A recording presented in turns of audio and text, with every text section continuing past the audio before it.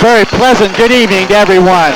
From Monroe Memorial Park, it's your unbeaten Monroe Central Seminoles taking on the Caldwell Redskins. This is Jeff Stevens along with Andy Shoemaker, Chuck Roberts, and Joe Eddy.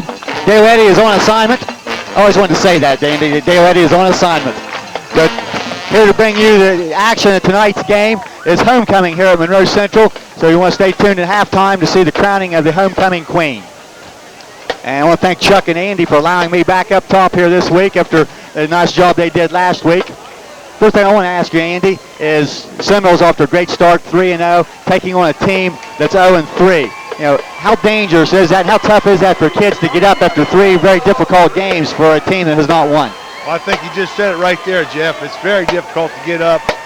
These kids today read the paper too often, and they see the records, and they know they're a good team. And look at the record, and you say Caldwell's 0-3, and I think they got a key starter out tonight. So, that, along with the 0-3 start, I'm sure it was a tough assignment in the locker room to get these kids fired up, ready to play. But, you work all year around for 10 Friday nights. So if you can't get yourself ready to play, then, you're really not a dedicated football player. Well, you make a good point there, Andy. I think talk about the kids read the newspaper. I know in a couple cases, yeah, they do. During study hall, fifth period, it's my newspaper all the time they come and get. But, you're exactly right, I think, on that. But you got to take care of business on the field. And if you're as good as you want to be and to get to the goals that this team, I'm sure, has set for themselves, you have to go out and take care of business on the field. And right. Caldwell played Barnesville very, very close last week, so, that's not a given. That's right. Coach Sarkosta and I was talking just today out in the hall, and the score was 13-7 sometime in the third quarter before Barnesville was able to break away. So we'll get ready to kick it off here. Caldwell Redskins dressed in white will kick off. Seminoles in their home black. Gold numbers, red trim, gold pants, gold helmets. We have a little bit of smoke hanging over the end zone to our right from the entrance of the team, and on a very calm night, no breeze, a beautiful night, a lot better night to play than the first 3 weeks, which has been very, very warm. Kickoff, a squib off the side of the foot, and we go out of bounds over about the 27-yard line, and no flag thrown, so the ball must have been touched. Right, that's 20 over there. That's Sean Jorce. If he'd have let that ball go, Caldwell would have been flagged, and we'd have started at the 35. But since he touched it, forced it out, we'll start right there on the 27-yard line. At that time, you have to make a decision on whether to pick it up or not. You don't want to let it bounce around. So Seminoles will start at their own 27-yard line. John Michael Spielman out over the ball at center, and Michael Joris is the quarterback. First play, handoff, short gain. Number 64 in there for the Caldwell Redskins. Don't have a name on that, but they was able to. I'm going to tell you, Andy, that's going to be Joey Schott, who's listed in the program as 46, who's a very good linebacker. And I believe that was Gordon on the carry. Caldwell lined up in a 5-3 defense. Joris. And he'll have his pass batted down. And that's something we saw a lot of last week by the Seminoles, and also a couple times by the River Pilots last week. Defensive linemen getting their hands in the air. Right, Chuck Roberts and I both can't remember the last time we saw so many batted balls, but the River quarterback last week was giving it away, looking where he's going to throw, and we was able to get our hands up. Their defensive end made a nice play, pretty good-sized kid over there.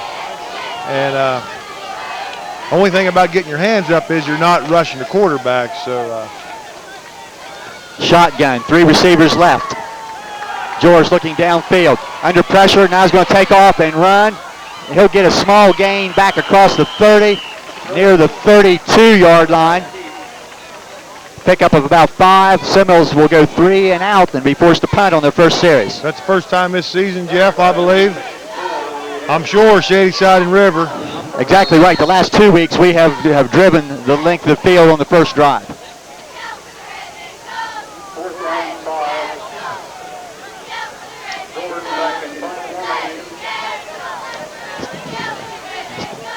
Gordon to punt. The line drive kick will be caught and bobbled and recovered by Caldwell. As number 27, Evan Yoss, recovering the loose ball. Number 88 is Brian Lazier, who fumbled the line drive kick. So Caldwell will take over for their first possession about their own 37-yard line. Due to the line drive, Jeff, we weren't able to get a man downfield that fast to take advantage of that fumble. But we'll start there. And our goal, as always, is 3 and out on defense. Well, one matchup you want to look at tonight is Caldwell wide receiver number 13, Jason Shaw. Excellent athlete, about 6'4", matched up against smaller but quicker Monroe Central defensive backs. And Clark looks that way. The quarterback, first play, throws it up, and there is 6'4" Shaw. Make that catch at the 45-yard line. You can see right there, 13 Shaw was able to use his size advantage as the quarterback just threw it up, and they played jump ball. I'm not sure, Jeff. He's a pretty good basketball player. Yeah, maybe that's. Shaw is an excellent basketball player, but the little problem last year, I know that he quit the team partway through the season last year, but is an excellent athlete. 17-yard pickup, and nothing that Josh Ishii could do on that. He had good coverage, but Josh understands about 5'7". So first down, Caldwell. Clark is the quarterback, number 19. He'll look again, overthrows Shaw with Gordon on defense. Gordon right on the coverage that time. You said maybe there's nothing Josh Ishii could do, but you see right there that Gabe Gordon got a little physical with him off the line of scrimmage and was able to man up with him. And, maybe that's how you stop a taller player. You give him that jam right off the line of scrimmage, and he doesn't get out in the pattern, and we're able to get some pressure. Of course, it also helps that Gordon is 6'1", 190. But it's a good point, and something we'll look at is Gordon, once again, will be up tight against Shaw. There's the receiver to the right. We have a wide receiver to the left. Clark will hand off to number 34. That is Corey Archer. He squirts through there, Jeff. I think both of us thought he was down in that pile there, and he was able to squirt through for a big 7-yard gain. Brings up about third and a more makeable 4 yards. They put the ball just inside the 39-yard line, so a couple very positive plays for Caldwell in their first series. The quarterback, number 19, is Robbie Clark, a senior, 5'10", 165, third-year starter. He'll give to Yoss on a reverse play, and he'll be hit hard. Chris Wilson will make the play, a loss of a couple of yards. Chris Wilson read that play all the way, and he come up, put his shoulder pads, and made a big stick on the play for a 1-yard loss. That's CBL caught behind the line for Christopher Wilson at the 40-yard line. Looks like Caldwell will change some personnel and punt the ball. So after just one first down, one big play, the Seminole defense was able to stop Caldwell, and they'll be forced to punt. Ishii and Brown deep. Although only 5, Jeff.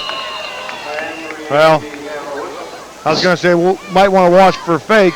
0-3 team never has anything to lose, of course, but still early for that. But I think Caldwell had to use a timeout there because they initially had 12 men on the field and used a timeout to save a penalty as one person trying to get off the field. But you're exactly right. When you're 0-3 and you're playing a 3-0 team and you're on the road, sometimes you just can't be too sure what they might try to come up with. So if not this time, maybe at some point in time later tonight, a fake would not be totally unexpected. But, they'll go to the side here, and, now that the Seminoles have had a chance to come over and talk with Coach Sarcosta, Coach Sherman, Coach Singleton, I'm sure they're reminded of the possibilities of a fake. So I would say the likelihood of that, especially on 4th and 5, also maybe not real good. But Josh Ishii and Aaron Brown, they are both juniors. They'll be deep, standing probably around their own 10-yard line. The ball goes over their head. They'll probably not field it and hope that it goes into the end zone.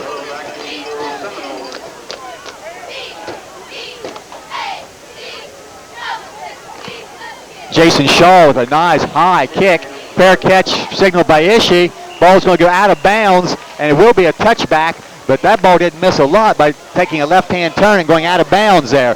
That was an excellent kick and just missing So Monroe Central will get the touchback and come out to the 20-yard line for their next possession. Yeah, we watched the punter warm up there during pregame, and he can be a weapon for him.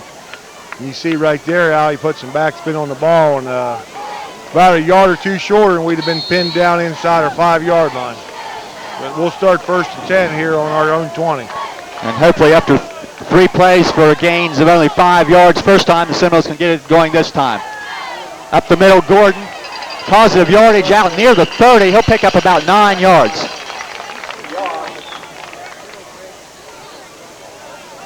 Some sort of fullback trap in there, Jeff. Nice little quick opener, and Gabe upfield for big gain on 1st down. That offensive line of Spielman, Stevens, Shoemaker, 80, Schauber, tight ends Miller and Miller. And that'll be a 1st down. Gabe Gordon. Very busy in the early going here. He'll be out across the 30. Put him down about the 33-yard line. So 2 Gordon carries, 13 yards, and a 1st down for the Seminoles. And that's a little more like it after a sluggish start to the first series. Yeah, you can see right there, Jeff, I'm sorry.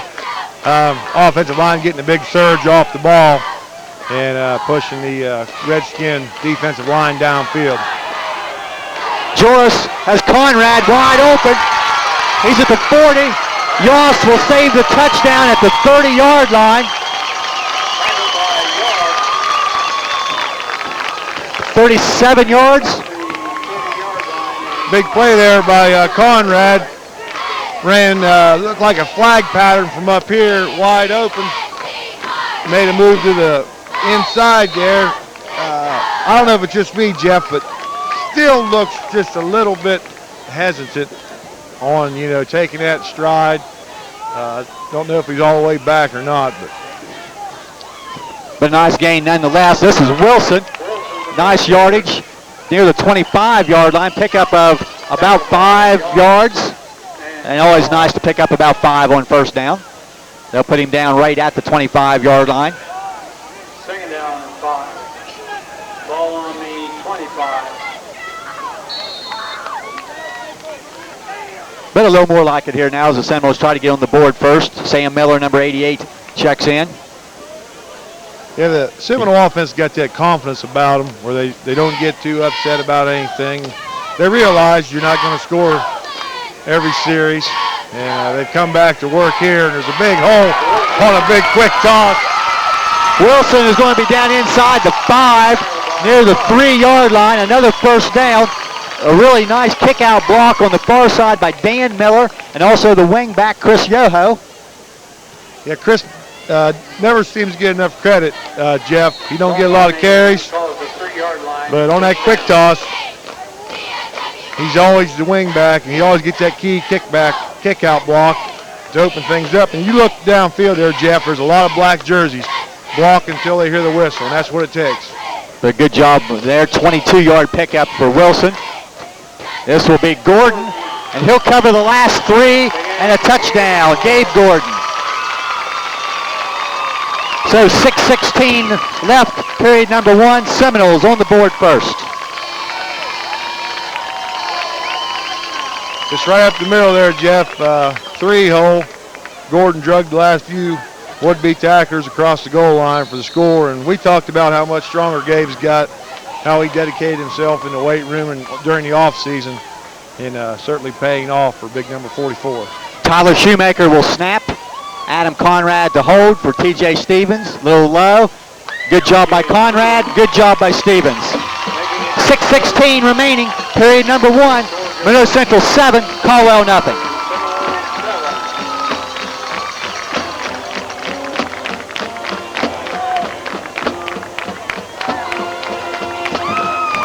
Yeah, one thing I want to mention here while we got a chance, and you always kind of make fun of me for some of the notes that I make here, Andy, but one thing I did want to mention tonight, as you look out at the field, whether you attended the game on Friday night or watching for the first time on the Saturday morning replay, and notice something that you don't see a lot of around here, that's green grass.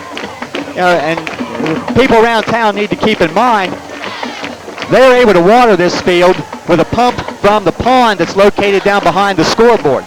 City water is not used for this. And earlier this week, a call came into the city building, a complaint from somebody because with the village and water conservation, well, they're watering the football field.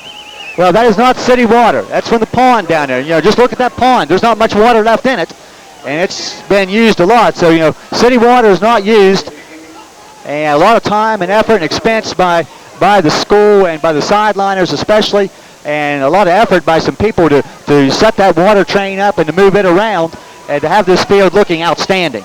Yeah, you're right, Jeff. A lot of people don't realize that they do pump the water out of the pond here at the park, and so people hear anybody mention the fact that they're watering it, please point out that it comes out of the pond. It's not city water. Joris's kick rather short to the 15-yard line. That's Yoss. He'll be tripped up at the 30. Looks like Newhart may have had a hold of the ankle initially. Ferguson there. Ferguson and Newhart, always going to hear them names on special teams. They seem to be there every time the kickoff team or punt team is on the field. Also Curtis Merrick down in that area also. And you like to see young men who don't get a lot of chance, offensive or defensive, doing a great job on special teams because it is very important. Clark will hand to number 34. That's Archer. He'll be stopped in the backfield. I see Schauber, Shoemaker, and Stevens also in that area make the play. They'll give Archer back to the line of scrimmage. No gain. You can see there, Jeff, as defensive linemen, they took care of their gaps. That's Schauber and Stevens.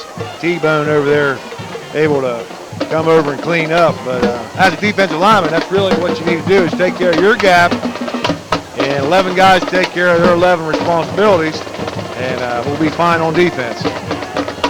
Two wide receivers coming to the right side is number 7, Radcliffe. Shaw to the left. Clark looking against. And intercepted. Conrad down the sideline. He's about the 45 when he intercepted. He's going to be down in about the 27-yard line. But Shaw looked like he ran in. Clark threw to the sideline. And interception for Conrad. Jeff, I want to go back to something I said early in that first drive by Caldwell where they matched Shaw against Ishii. Then the very next play they matched up against Gordon. And I said something about Gordon getting a little physical. Well, that's exactly what happened. That play is Shaw come off the line. Gordon was able to jam him. And then after the jam, he got his feet tangled up. He actually fell down and really made an easy interception for Conrad. Kenny Robinson in. He is wide left. George looking that way, going deep. Come on. Shaw and, Yoss breaks the pass up intended for Robinson. Kenny Robinson, intended receiver. Evan Yoss with the defensive flag. Longtime residents of this area remember the Yoss name. That is, Evan Yoss is the son of Gary Yoss, who is a Woodsville High School graduate. Of course, you know, Richard Yoss, Sharon Yoss, Karen Baker would be uncle and aunts respectively. Evan Yoss, a senior for the Caldwell Redskins.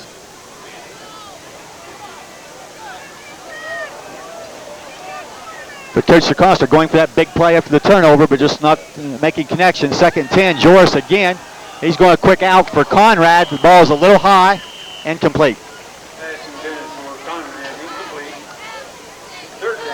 Two incompletions now bring up 3rd and 10. That's, people say they like to see the ball in the air more often, especially when the running game's going. But that is one of the things with the pass. If you're not able to execute and you leave yourself in a 2nd and long, and then if you're not able to execute again, you leave yourself in 3rd and long. But that's part of the, the gamble you take when you do the play call. And coach feels pretty comfortable. He got an early 7-0 lead, and still down inside 30-yard line. He feels it's 4-down territory. There's still 2 downs to pick up his 10 yards. George in the shotgun, 3 receivers to the left. Stepping up, now pressured, and going down. George will be sacked back at around the 30-yard line. Loss of about 5. 4th down long. That's what they usually call a coverage sack here, Jeff. Seemed like he had plenty of time initially to try to find an open receiver, but no one able to break open. And eventually the Caldwell line got to him and was able to bring him down for about a 4-yard loss. 4th down and 14. Ball at the 30-yard line. From this position on the field, Seminoles obviously will go for it. 3 receivers. Joris steps up, better protection, delivers down the middle, complete to Conrad. 10, 5, touchdown. 30 yards, Adam Conrad. Jeff, key to that play was the offensive line gave him plenty of time to throw, because it took a long time for Conrad to get downfield and run that crossing pattern as he ran, good ways across the field to get open, and George with a strike. And Conrad with a second touchdown of the evening. That should be Adam Conrad's 4th reception for a touchdown for this year, and Joris's 6th touchdown pass. Well, Stevens again. You are on top of things tonight, Jeff. TJ Stevens once again is true. 4 minutes, 14 seconds remaining in the first period. Seminoles turn a turnover into points and now lead 14-0. But a nice job, again, when you get that interception and 3 plays, 2 incompletions and a sack, and then doing a nice job. But as you pointed out there, the time that Michael Joris had to throw the ball was the key to that play. He was able to step up and wait for his receiver, and then Conrad making the catch and able to finish the play off. And excellent job. So after a sluggish start to that first series, Seminoles seemed to be back where they would hope to be, leading 14-0. All right, we talk about the confidence the offense has in herself. 4th and 14, a lot of times, a lot of teams, a lot of years, you're thinking, well, just throw it and maybe something good will happen. But, they stood in there and, they got their weapons. And even 4th and 14, they still felt confident that they could get the first down, and even better than that, got the score. Now the defense will come back to the field. The Seminole defense has just been outstanding through 3 weeks against very, very good competition. I don't think you can say enough about the job that defense has done the first 3 weeks of the year. Yeah, thinking back to last week's game, I'm thinking that's about as well as River's going to play all year, and we were still able to shut them out. George has kicked about the 6-yard line. Yoss to about the 24, 25-yard line. And it was fumbled. And another turnover. And I don't know. Could we see who got that? They're going to give it to Aaron Brown, number 30, but I was thinking Aaron Brown was the first man downfield to trip him up, but maybe he was able to get back up. And from here I couldn't see. They say Aaron Brown on the recovery. And we'll get a timeout by Monroe Central. So another big break on a turnover. I didn't see the ball come out, and it was a little bit hard to see, but I'd say the eagle eyes downstairs of Greg Joris picked that up and gave that information to Mr. Easterly. Kind of curious to why we called a timeout here, Jeff. Just looking out there, maybe give him a little shot of water. Well, the only thing I can think of, maybe a couple of guys that weren't in on the kickoff team maybe weren't ready, but yet most of those people would be in defensively anyway. Right. So we still had plenty of time, as they just marked the ball and still had our 25 seconds. But evidently, coach didn't like something as he was out there asking for the timeout. We'll double check that recovery and see for sure, if that was Aaron Brown or who was able to get that. But for this point in time, we will give that to Aaron. We'll send Chuck to find out that information then. So Caldwell defense really in a hole, already down 14-0. And now Monroe Central will start once again inside Caldwell territory. And the ball on the 23-yard line. Wilson, right side. He's going to get down to about the 16. Pickup of in the neighborhood of 7 yards. That's our counter play, very successful with over the years, especially with Wilson. fake handoff one direction, then counter back with Wilson the other way. And, first down and Aaron Brown. About 7. Aaron Brown will now check in and replace Chris Wilson. And maybe a chance to get a carry here after recovering that fumble. Maybe coaching will reward him with a carry early in the game. I know Aaron, one of the people that doesn't get much chance to play with the first group. He'll be blocking. The ball is fumbled, and Caldwell may have come up with this. But somebody come through and had Joris, and almost looked like he might have been down before the fumble, but recovered by Caldwell at the 14-yard line. And again, I couldn't see exactly who the intended carrier was going to be there. Yoho, I think, was to be there, but never got the exchange. They say Joey Schott on the recovery for Caldwell.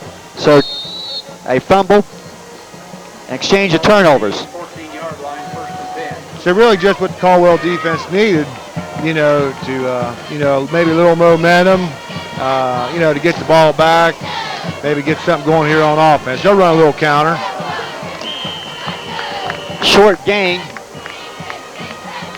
Tackler Dan Miller along with Shoemaker. Leisure, number 88, is the carrier. And Dan Miller in on the tackle. Pickup of a couple of yards.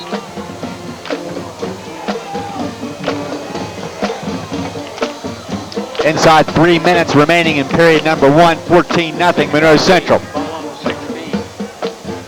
Seminoles losing another opportunity there with a turnover. 3 turnovers combined here early. They'll hand to Leisure again. Again, very short pickup on that right defensive side. I believe Sam Miller. Pickup of a couple of more yards. Third and about 6. Defensive line pretty solid there for the Seminoles. That's Schauber's gap again. Undersized as a defensive lineman. He's got that quickness. 4-man front. Clark to the left. Wants to throw. Pressure. Sack. Fumble. Caldwell back on it. It's like Dan Miller and Schauber did a good job of contain. They put the ball back to the 13-yard line. We'll call that a loss of 5.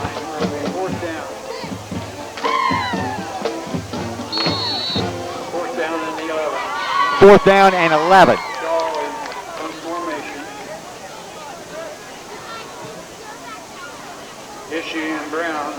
Shaw once again in punt formation near midfield. Brown and Ishii. Again, nice high punt, short. Ishii will let it roll and then get away from it. And you've got to catch the ball in the air. But he did not do so. Probably lucky the ball didn't come up and hit him. It rolls now down to the 41-yard line. So a good break for Caldwell. After that ball hit the ground, probably rolled about 12 to 15 yards. And that's the reason you want to try to catch that ball in the air. We talked about that last year, Jeff, how you need to step up. Very pressure situation when you're asked to step up there and make the catch. Sometimes when the defenders are right on top of you. But, that's why you're back there. You proved you can make the catches, and sometimes you have little laps there, and, you don't want to make a big mistake, so you just get away from it, but you got to step up there and make the catch. Joris, quick toss, left, Wilson. Cuts away from a couple of people, running room, back to the middle of the field. He's going to be past the 40, near the 37-yard line. Wilson, he showed there that he just likes contact, Jeff. Every time, or seemingly most every time he gets that quick toss, he likes to cut it back inside, and he keeps cutting it back inside, and running against the grain. And as a defender, it's hard to stop and tackle a guy against the grain like that. That's 21 yards. Always fun to watch here, Chris Wilson. And I have Wilson for 55 yards and just 4 carries. This will be Gordon trying to get the outside. Shoestring tackle by Schott. Yeah, big tackle by Schott there. If not for that, I think Gordon downfield with a huge gain. A little fullback delayed handoff. I'm not sure what they call that play now, but Joris kind of hesitates and then slips it into Gordon. on some sort of delay. And very hard to stop when you got the weapons Monroe Central's got. You know, quick toss left, come back with Gordon right, keep Caldwell guessing, and makes it hard for the defense. And they'll give us 5 free. We're going to get a right whistle. there. And looks like the game's first penalty. And Caldwell will be, I believe, the motion, unless it was, nope, unless someone on the offensive front moved, but that's not the case. 5-yard step off against Caldwell. The official tonight, the crew headed up by Warren Elliott. He's subbing in tonight. This was supposed to be Tom Tillman as the officiating crew there, and is one of the top officials in the OVAC, but he's unable to be here tonight. You just got to hang with the right people, Andy, and you can pick up this information. I asked Chuck, my sidekick here, I said, where does Jeff get this stuff? I don't know where he Well, I'm going gets to go get some more information here at the end of the first quarter. Monroe Central 14, Caldwell nothing.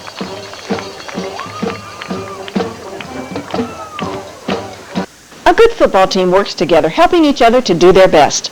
A good insurance company works together too, showing you the best coverage for you and your family.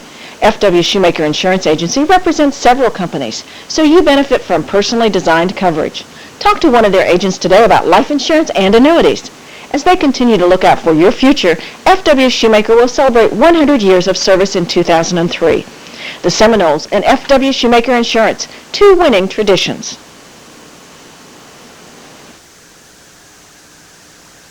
Since 1887, folks have trusted Woodsfield Savings Bank with their financial needs. So when you need someone to lead you with your financial decisions, come to the friendly folks at Woodsfield Savings Bank where customers count. Because of your busy schedule, we offer a drive-through and night deposit box, as well as convenient parking, direct deposit, and automatic payments. The folks at Woodsfield Savings Bank truly believe that making an investment in our kids brings the biggest return to our community. Go no!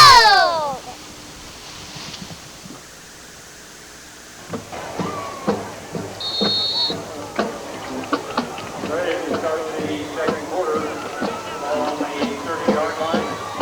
Second down. Welcome back. Period number 2. Seminoles leading 14-0. Second and 1 at the 30-yard line. Wilson, big hole. First down and more. Inside the 15. Still on his feet. Inside the 10. He's going to be down near the 5-yard line. Wilson needs to rack him up now because he may not get many carries in the second half. Down to, let's see where they put the ball. It's going to be about 26 yards. Wilson showed right there why he's one of the better running backs in the High Valley this year. He showed the speed, showed the power, and showed his balance. To we all thought he was down around the 10-yard line. He had 3 Caldwell Redskins on him and able to break through there. Third carry of the night of over 20 yards for Christopher Wilson. He'll get it again and walk into the end zone from 4 yards out. Christopher Wilson with the touchdown. Seminoles in control early second quarter. We played just 14 seconds. Third score of the night by the Seminoles. First by Wilson. So we talked all week about, this score should be that and this. We knew Caldwell was 0-3. We still had to come out and play. And all except for that first drive, we've come out and dominated the line of scrimmage. Nothing fancy, just Circosta football. And TJ with another extra point. This one will be wide to the right. So TJ 2 out of 3 tonight on placement. 11:46 remaining before halftime. Monroe Central 20, Caldwell nothing.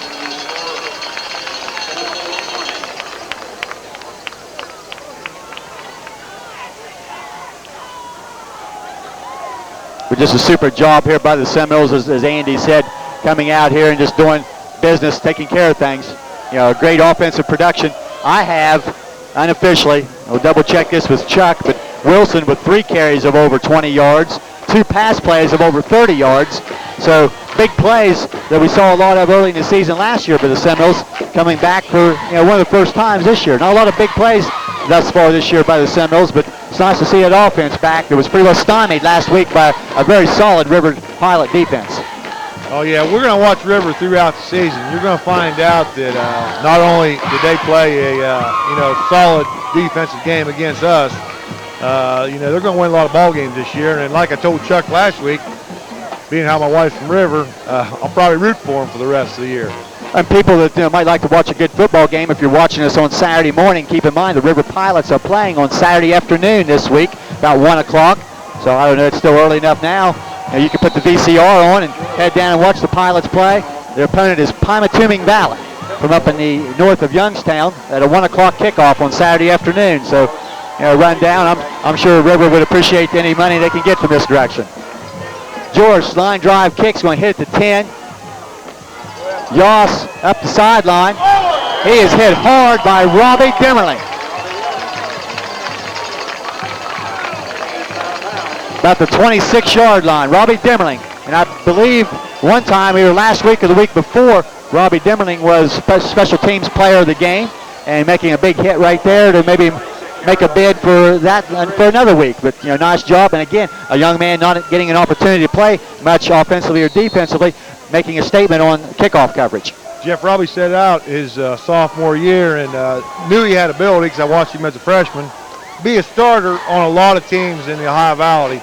But, how do you crack a starting lineup on defense when, you're shutting teams out and, the way we've shut teams down for the last year and a half?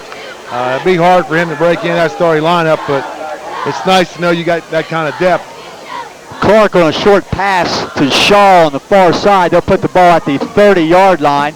Pickup of about 4 yards. 2nd down and 6. Caldwell desperately needing to put some successful plays together and get something going offensively. They've given up a lot of points this year and have really struggled offensively. Handoff up the middle to the fullback, Archer, big gain to midfield, upended by Conrad. Pickup of about 20 yards. They'll put him right at the 50-yard line. Archer picks up 20 on the play, 1st down Caldwell. Jeff Lee's lined up in some sort of a 4-3 defensive front there, and there was a natural hole created by the big gap between the defensive tackle and the inside nose guard, and big fullback was able to find that seam and come upfield for a big gain. And, you get up 20-0, you think, man, this is easy, and you got a little lapse here on defense. But, Caldwell's still here. They still got 11 guys and still going to play football. Clark wants to throw. Swing pass. This is Leisure. He'll be dropped. Wilson on the play. I believe that'll be a loss of a yard. People don't realize how good a play that is, Jeff. As a linebacker, Wilson, first of all, has to make a read, and then second of all, has to have the speed and quickness to get over and make that play.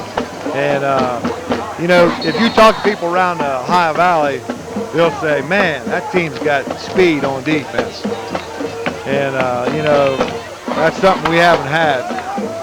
Well, good play, as you say, by Wilson. That's what you expect out of your linebackers, those types of plays. 2nd and 11. They'll hand off again to Archer. Probably the same play, and there's that man Wilson once again.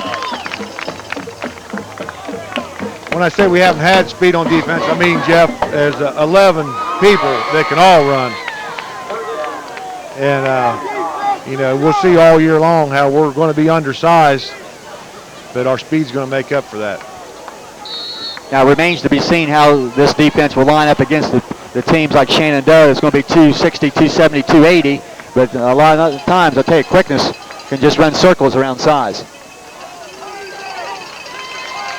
3rd and 9. Clark wants to throw. Again, and there it is again, I believe, Andy, as you've said before, coming up and jamming the intended receiver, Shaw, and taking him off his pattern.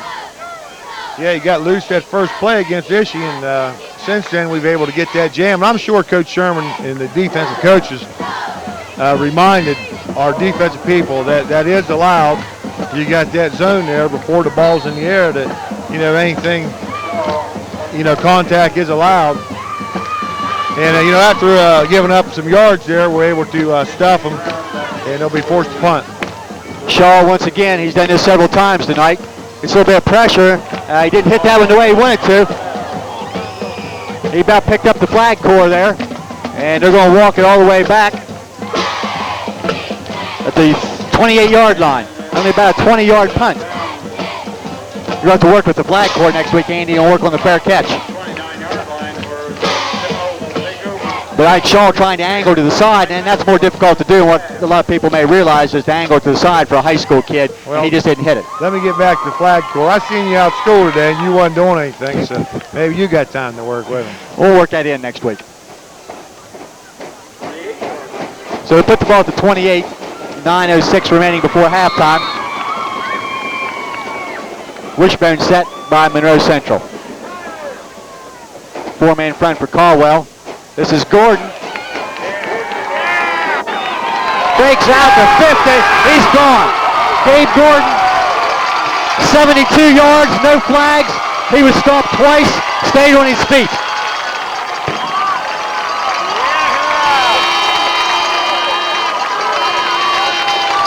Some great downfield blocking by the members of the offensive line. 72 yards by Gordon. Hey, Jeff, you know I'll take that kind of play over a pass play anytime. Just 11 men coming straight up the middle.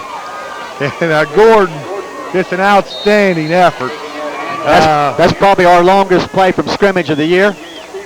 Well, you're the man with the numbers, but I'd say you're probably right on that one. That's Gordon's second touchdown of the night. Seminoles will kick once again. Conrad, snap of Shoemaker. Good snap, kicks down. This one will get through. Yes, it will. 8:53 remaining before halftime. Monroe Central 27, Caldwell nothing.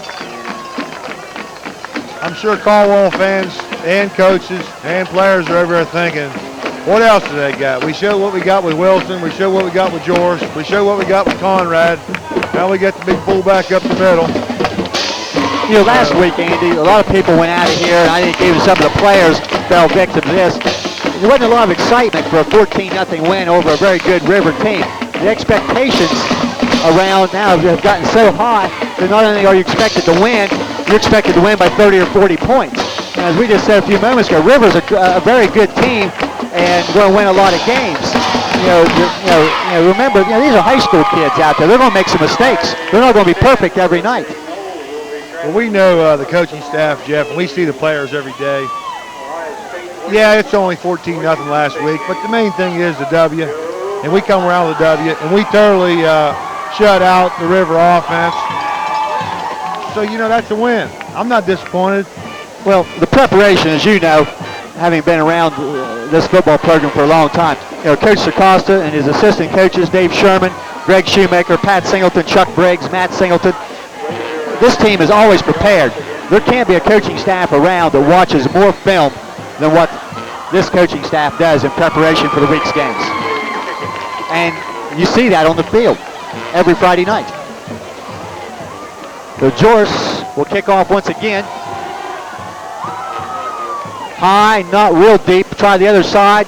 Bobbled, I believe that might be Leisure, about the 12. He'll be brought down across the 25, but there's some of those same people, special teamers. Sean Joris, Robbie Demmerling, John Newhart, Curtis Merrick, Ryan Ferguson, those guys all around the ball. Some of them, if not all of them, every time. So a great job by those young men. I can't say enough. Yeah, Joris is not able to hit the end zone as of this far tonight, but gets the ball high, gives these defenders a chance to get downfield. You can see right there that after he caught the ball, he's able to get upfield only for about a 10-yard gain. So Caldwell down 27-0, and probably wondering what they have to do to try to get something going. I have them for only 2 first downs. Clark wants to throw. He's trying to go deep. That's picked. Issued about the 45-yard line. Picks it coming across field. He's got running room. He's going to get a great block from Yoho. There's 2 flags down. Issue's going to be in the end zone, but this is going to come back.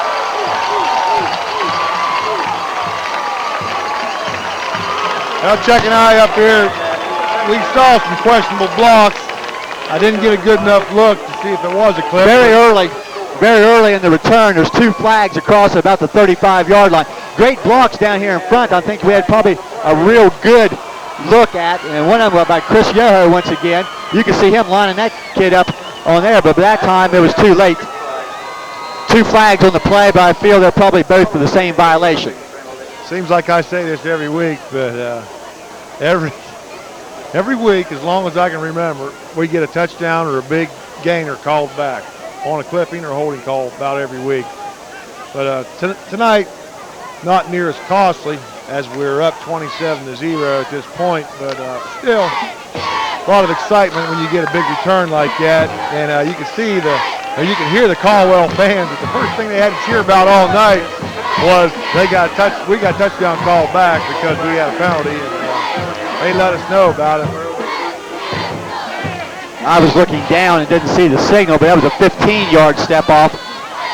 So that would probably be clipping, not the block in the back, which they used this year, which is only 10 yards. And not a lot of complaining, from the Seminole sideline. And of course, the violation was on the far side, away from us, away from the coaching staff. And again, we have some personnel problems. Only 10 people on the field. We had no fullback. Gabe Gordon was over getting a breather, getting a drink after his long run, and somebody didn't get that communicated to Ryan Ferguson to go in and take that spot. So Monroe Central will have to call their second timeout to save another 5-yard penalty. But I think that's the case. After a 72-yard run, I don't think anybody will disagree that Gabe Gordon deserves a chance to go get a drink of water. But somebody needs to tell the backup fullback that, okay, now you go in. Now, whose fault that is, I don't know, but Seminole saved a penalty by getting a timeout. Right. You can just see how intense Coach Acosta is. Even though we're up 27-0, he demands that we execute. He demands perfection. And just looking down from up here, Jeff, he didn't tell Gabe to go get a drink. He expected Gabe to be on the field. And you can see right now, he told Gabe to sit out. Well, I think you make a good point right there. You say it's 27-0, but maybe next week it might be 0-0 at that time. And it's just those little things that you say you want to see them done correctly, and you hate to have to spend timeouts because of personnel not being on the field that you want on the field. So Ferguson is in at the fullback. This will be Wilson.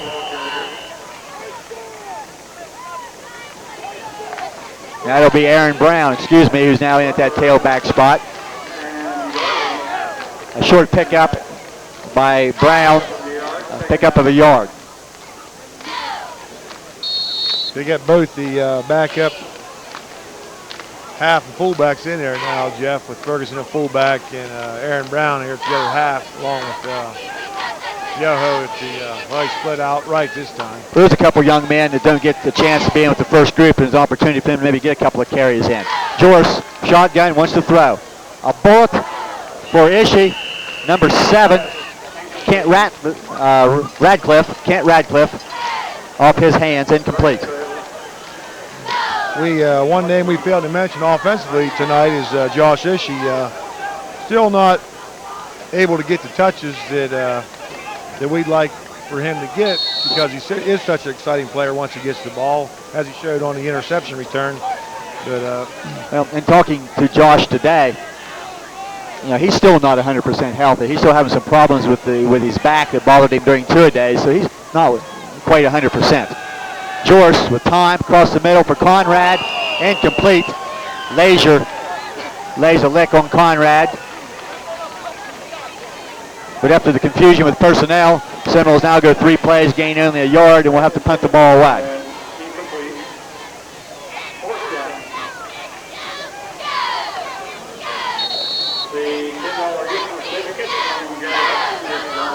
We're going to see Michael Joris for the first time this year, I believe, to punt. Seminoles 4th down and 9. Caldwell, 10 men up tight with just one return man. They may try for a block. A little bit of a high snap. Joris gets it away. It's going to hit about the 30 and bounce. They're going to let it roll. Oh, now he'll pick it up. No, nice fake. You come up there like that, anything to get another little bit of a roll there. Hey, it even faked me out, Jeff. I'm glad you said that there. I thought you was going to make fun of me. I am. I'm just joking. But I'm not sure how wise that play is, though, Andy. If that ball takes a little bit of a funny hop and you're running by it there and it hits you in the leg, then that's all of a sudden that's not a real good play by the deep man. Oh, I agree with you. I still had to laugh a little bit there. See, I do make a couple mistakes, Andy. Hey, Derek I'm Zwick. glad to have you back. I'll say that. Derek Zwick now in as a defensive back for the Seminoles. They'll hand off up the middle, no gain.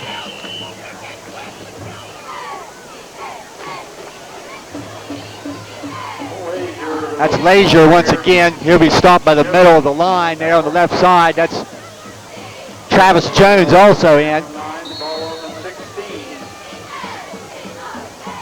Some personnel changes. Now we see number 22 there on the defensive on this side. Now Derek Zwick, a senior and a defensive back. The tackle on the left side is number 66, a senior Travis Jones. As already just middle of the second quarter, coach is trying to get some other personnel in to get them some time. There's Clark guys. wants to throw, but unblocked was Tyler Shoemaker. Tyler Shoemaker on the quarterback. That'll be a sack. Sack. They'll put the ball back at about the 13-yard line. Loss of about 3. Ball on the 13-yard line. Third down.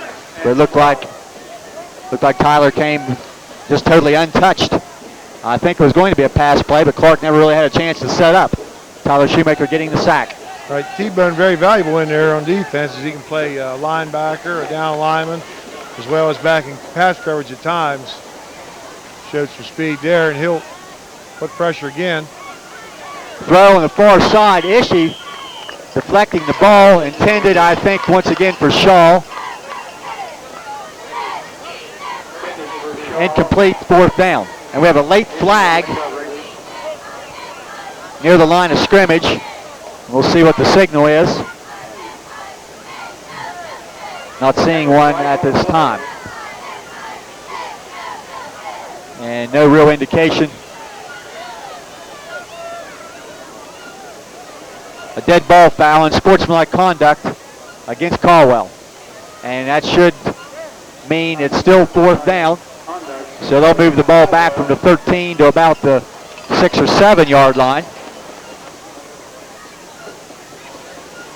And not sure what that was, but something after the play against Caldwell. I didn't see anything, Jeff. Could have been some bad language or something out there, but evidently the referee heard something. And that's going to put Shaw back deep in his own end zone. Caldwell with some personnel on late, but they still have plenty of time. Shaw gets a kick away, and it's another nice kick, sending Ishii all the way back to midfield. He'll catch the ball, try to pick up a couple blocks. He does. He's down the sideline. Josh Ishii will get about almost 30 yards on a nice punt return. Jeff, I can't tell you how hard they work on special teams around here in Woodsfield, but seemingly didn't have a lot of room. They're patient enough to wait for the wall, and you can see up here how that wall started to form, and really only was brought down by the last man. They put the ball at the 21-yard line. We see that looks like Gordon has returned. An entire first group of offense still on the field.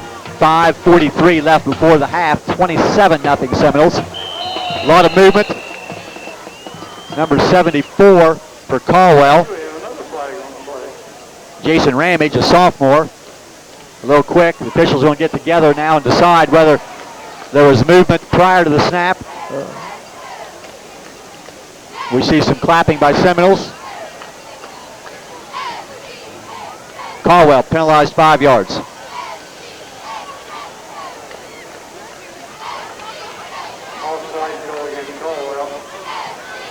So 5 yards the easy way puts the Seminoles down at the 16-yard line, 1st and 5, where a little anything's now possible. Yoho will be the wing to the right. The back's in the eye. Motion by Yoho. Gordon right up the middle. Gabe Gordon, 16 yards, breaking a tackle at the line of scrimmage. Gordon right there looked like a big old Nebraska fullback, putting his head down, temporarily stopped, but kept his feet going, and you got to tackle the big guy low, hit and wrap, and Caldwell not able to do that. Gabe in for another score. 16 yards. Gabe Gordon with his third touchdown of the night. That now puts Gordon over 100 yards in the first half.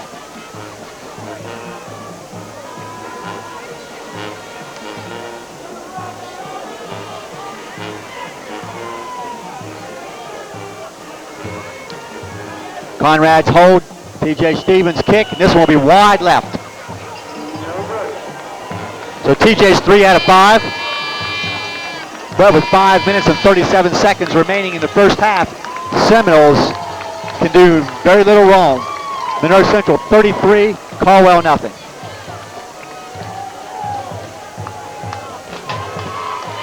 Well, you know one thing now, when Dale gets here from his duties working for Channel 7, there won't be much for him to do when he gets here as far as any film footage.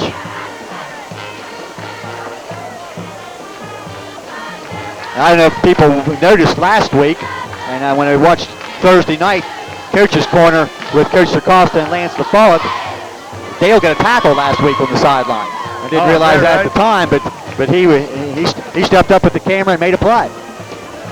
I'm not sure that he wanted to.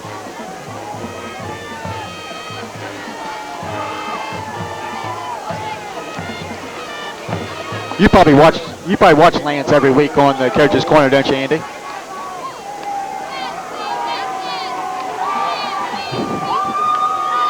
Well, Jeff, I wanted to mention this sometime this year, talking about Lance. If you're not doing anything next Saturday afternoon, Lance LaFollette is getting inducted into the West Liberty Hall of Fame. We're planning a big tailgate food party, after the game. Everybody's welcome up on the West Lib Hilltop campus for Lance LaFollette's induction. And Coach Acosta is going to be his presenter, just like to do up at Canton. He'll present Lance, and then Lance will. The ball hits and stays inbounds near the sideline. Yoss picks it up. Ferguson and Demmerling down making the play. Don't know if that ball is going to go out of bounds or not. But as you mentioned, that's quite an honor for Lance LaFollette. A lot of people maybe don't realize that Lance was a very good receiver back in his days when he played for Coach Acosta at Woodsfield. Wanting to thank his quarterback, Greg Joris, for all the good throws also, I'm sure. But then Lance went on at West Liberty and played and had a very good career. Now, when's Greg Shoemaker get inducted into the West Liberty Hall of Fame? See, Greg never watches, so we can talk about it. There's Dan Miller batting down the ball. Something we saw a lot of last week. And Dan, who I believe had one last week and also had one the week before down at Shadyside, doing a nice job with the hands up in the air, and that ball almost stayed up there low enough for him to make the play on. So good job by Dan Miller. Our defensive linemen seem to be able to get a good read on the quarterbacks last week, especially able to get their hands up, and that's just as good as a CBL there. Travis Jones back, and Curtis Merrick also getting some time. Short game. We should also ask Andy, then I mentioned, Coach Greg Shoemaker, when's that defensive lineman that played at West Liberty at about the same time? Does he get any consideration for the West Liberty Hall of Fame? Well, I want to get back to Lance. I don't know if you know the story about Lance being a receiver. He didn't like contact. He ran away from contact in the physical part of the game, so he figured, well, the best position for me is split in where I can run away from the guys. And he was very successful at that.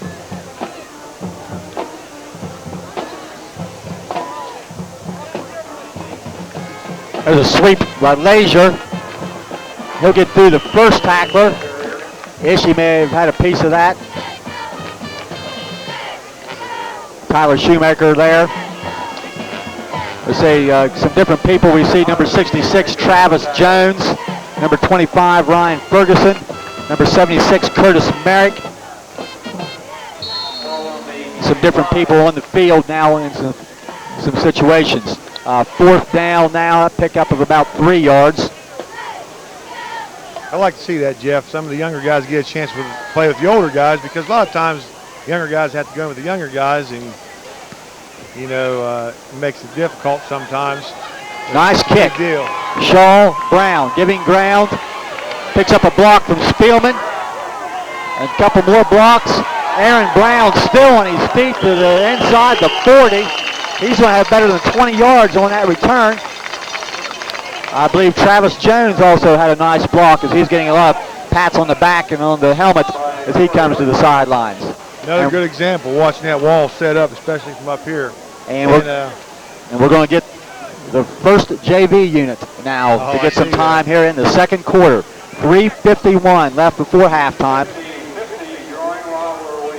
And remember, at halftime, we'll have the crowning and the announcement of the Monroe Central Homecoming Queen.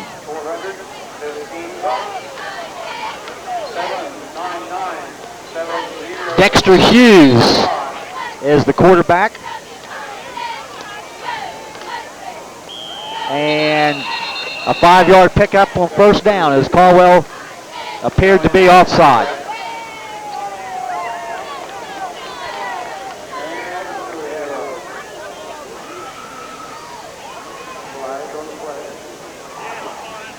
The center for this group is number 53, Jason Dick. We have number 63, Anthony Dixon. Number 79, Chad Burkhart. Number 61, Travis Williams. Number 75, Trevor Hendershot. Short gang. Number 45 is Buck Wiley, a freshman.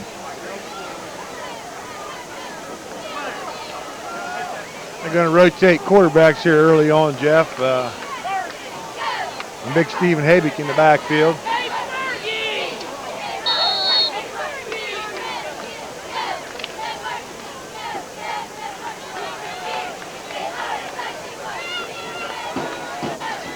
But Justin Hogue is now the quarterback. And Stephen Habig, another freshman. The first Habig to be a running back. After all of his dad and his uncles were all linemen. I coached Stephen last year at St. Sylvester's, him and Justin Hogue, the quarterback right now. And all year long, Stephen said, give me the ball, give me the ball. Well, we got in the league up at Wheeling where Stephen was too big to run the ball because he had a weight limit on the running backs. And he said he wanted to be running back, but I figured once he got to high school, it'd be the Habick lineman. But he is getting a shot, and I was out of the reserve game the other night, and he ran over some people.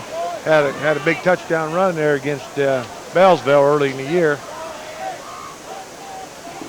We'll get tossed. This will be Brown, Aaron Brown, but the timing was not there. He'll fight to get back close to the line of scrimmage. He may even lose a little bit. He'll put the ball back at about the 32-yard line. 4th down and about 4. Number 87 at the tight end is Jared Ward. Number 81 is David Spielman. You see a lot of scores, Jeff, sometimes in the 60s and 70s, and you got to like what they're doing here early on in the second quarter. It's hard to believe that 33-0 lead in the second quarter, that, he's got all the reserves in. This is John Newhart, but he'll have very little running room, and again, probably lose a yard. I'm sure we'll send the first team defense back out, as we will here, to keep the goose egg on the board. Well, I've said before, in situations such as this, Andy, you put your second group in offensively to run some time and hopefully gain some yards and get some points, but you want to keep your first team defense in until Caldwell changes their defense so that they don't get overmatched and give up a 66-yard touchdown in one play. It's not fair to the young men, to try to play against the varsity group. Yeah, the first team defense works so hard, and they take a lot of pride in a shutout. And sometimes, like we look back at the Shayside game, they shut a good Shayside offense down. And, then Shayside was able to get one late in the game, and they was all fired up. And, they get it against the second team defense. And that's what everybody in the Valley sees when they read the paper the next morning. But true football fans know that the defense actually did get a pitch a shutout. And Sam Miller on that last tackle, but I think it's more important to get some young men some playing time on Friday night. This will be Archer. He'll fumble the football. It's still loose. Caldwell will get back on the ball. They'll lose back to the 29-yard line. A loss of about 6.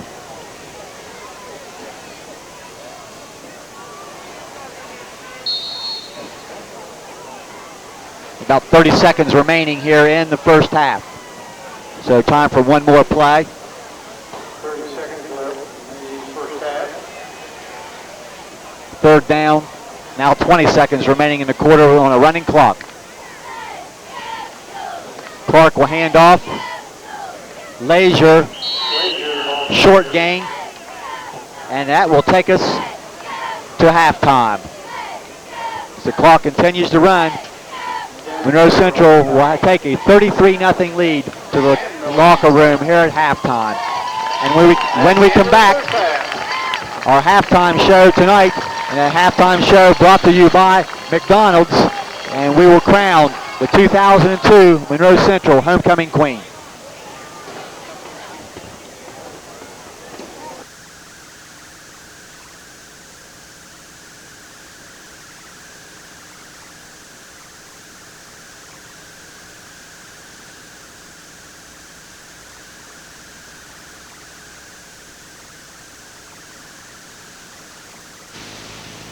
The Citizens National Bank of Woodsfield, home-owned and independently operated since 1933. Your community bank. Our officers, directors, and staff are dedicated to customer and community service. We reinvest your deposit dollars locally. So remember, banking with us is not only good for you, but it's good for your community. Citizens National Bank of Woodsfield, member FDIC, equal housing lender.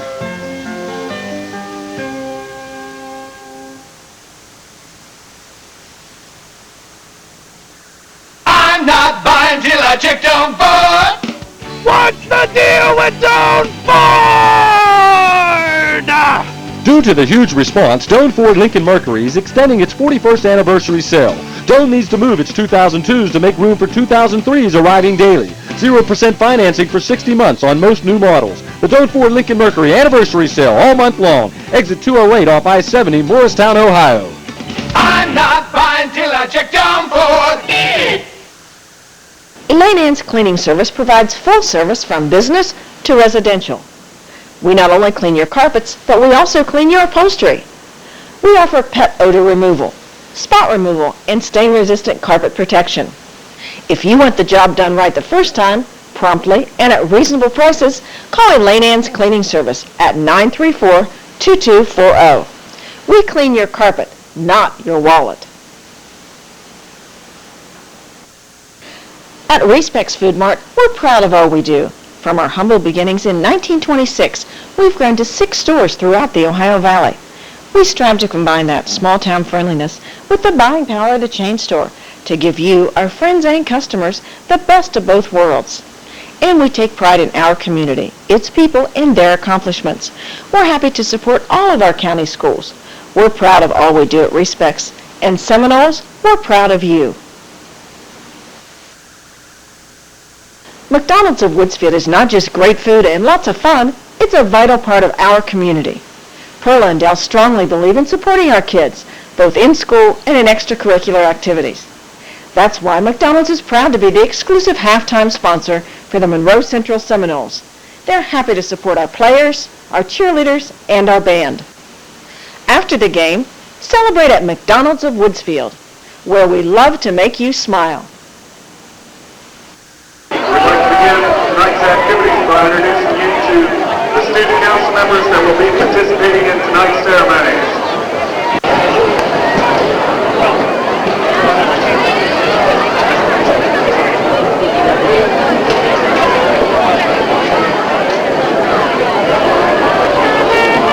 Senior Student Council President Rachel Thatcher.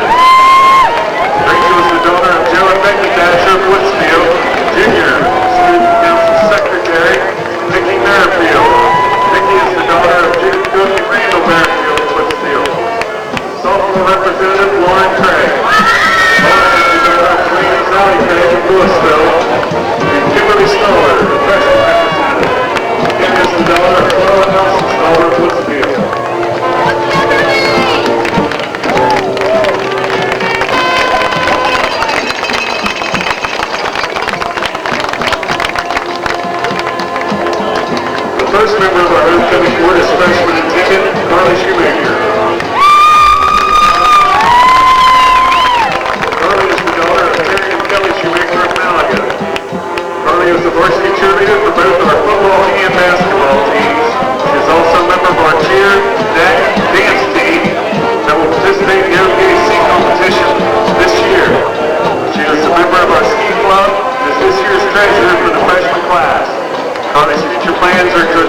last stage where she hopes to cheer and major in medicine.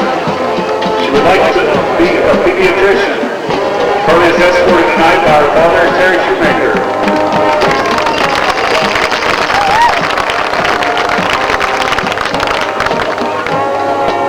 This year's sophomore attendant is Megan Schwalman. Megan is the daughter of Chuck and Kathy Schwalman of Woodsfield. Megan is also a varsity cheerleader for both the Monroe Central football and basketball teams and is a member of the Monroe Central Dance and Cheer Squad that will be participating in the OVAC competition. Megan has also been named to the ECA All-Star Team cheer team in the past 2 years. Megan is a member of the Monroe Central Art Club and represented her class last year as their freshman attendant. Megan's future goals are to attend a high university and become a teacher. She would also like to be a cheerleader while she is attending college. Megan is escorted by her father, Chuck Schwalman.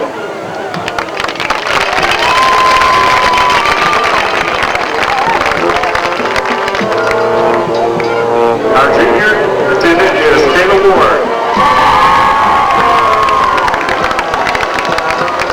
Kayla is the daughter of Doug and Debbie Ward of Woodsfield. Kayla has been a member of the Spanish Club, Teen Institute, Art Club, and BICA. She played volleyball for 1 year and was president of her sophomore class. She was her class's homecoming attendant for both her freshman and sophomore years. Kayla is a student in the Medical Technologies program at Swiss Hills, where she is the class treasurer. Kayla's future plans are to attend college somewhere close to home, study to be a pediatric nurse. Kayla is escorted by her grandfather, Dick Ward.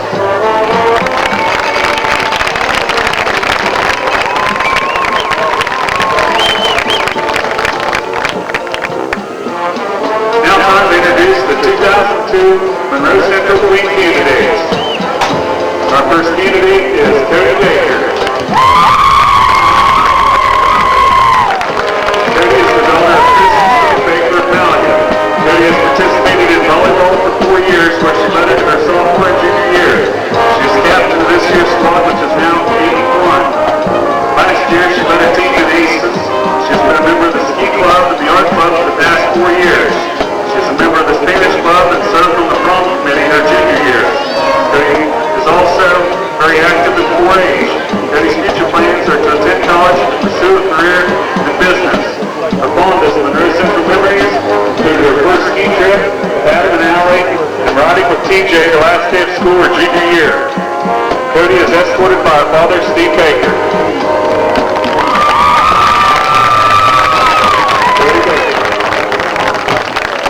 Our second candidate is Alicia Conrad. Alicia is the daughter of Marie and Dennis Conrad of Woodsfield. Alicia was a varsity cheerleader for football and basketball for her sophomore and senior year. Alicia also made the competition dance squad for the OVACs. Alicia played volleyball her freshman year. She was the freshman class treasurer and sophomore class secretary. She is the senior class secretary.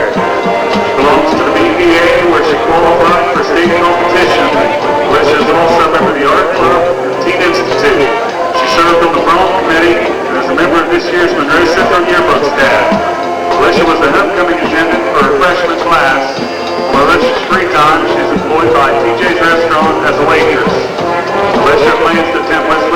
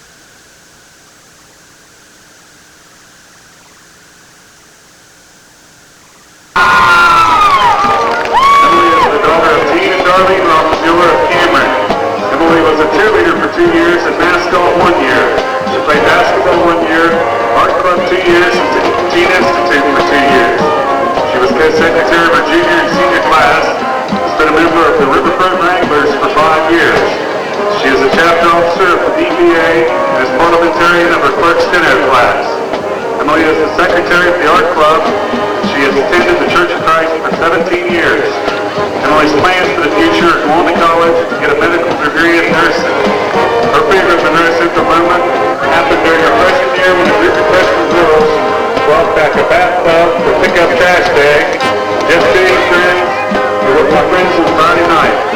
Emily is escorted by her father, Gene Rothenbuehler.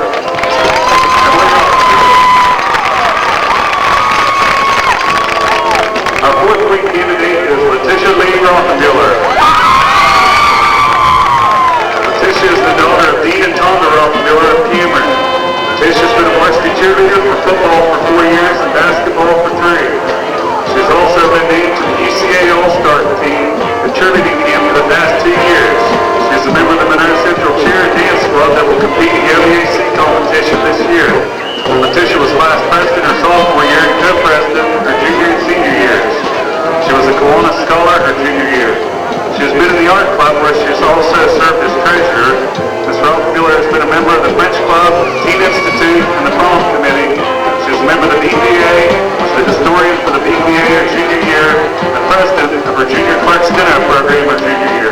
Letitia's future plans are to go on to the University of Cincinnati and major in nursing.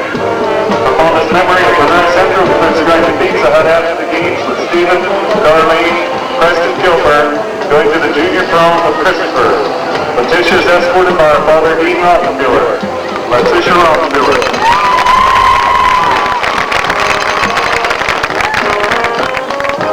Our next candidate is Allison Nicole Shoemaker. Allison is the daughter of Terry and Deb Shoemaker and is a resident of Woodsfield. Allison is the vice president of her senior class and was the president of her junior class. Allison has participated in the ski club for 4 years, art club, and Teen Institute for 3 years, and the drama club for 2 years. She's the president of the BPA and is an editor on the Central Link Yearbook and webpage staff. She's played volleyball for 2 years, ran track for 1 year, and was a member of the prom committee. Allison was also our sophomore and junior homecoming attendant from her class. In the future, Allison plans to attend a high northern to pursue a career in pharmacy. Allison's fondest memory of Monroe Central was running to the Cameron store freshman year and the last day of school her junior year. Allison is escorted by her father, Perry Shoemaker. Allison Shoemaker.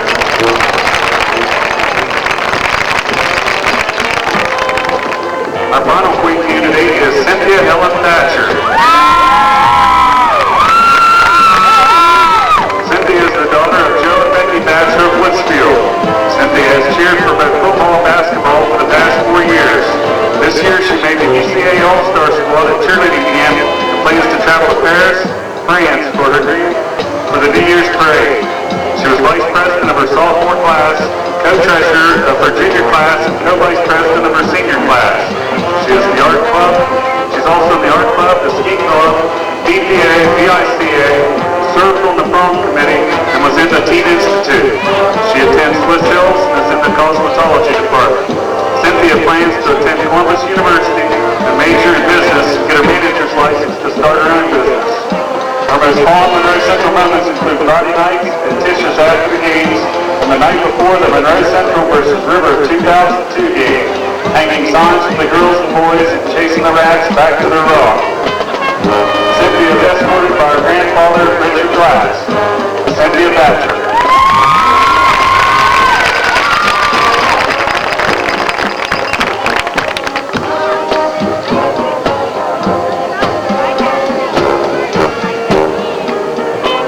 We'd now like to introduce you to our king candidates that are not playing football. They're Leather Gainey. Leather's the son of Renee Wright and David Gainey of Woodsfield. He's a member of the track team, Swiss Hill Student Council, class ambassador, takes electronics at Swiss Hill. Leather is being escorted by his mother, Renee Wright.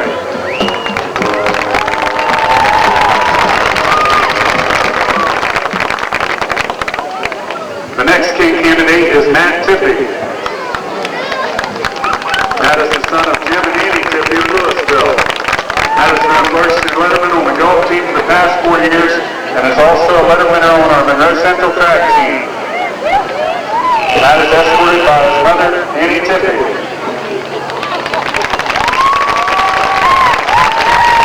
Four other king candidates are number 21, Adam Conrad, son of Dennis and Maria Conrad of Woodsfield. Number 50, John Michael Spielman, son of John and Michelle Spielman of Woodsfield. Number 46, Christopher Wilson, son of Jeff and Teresa Wilson of Woodsfield. And number 24, Chris Yotto, son of Richard Marshall Yotto of Woodsfield.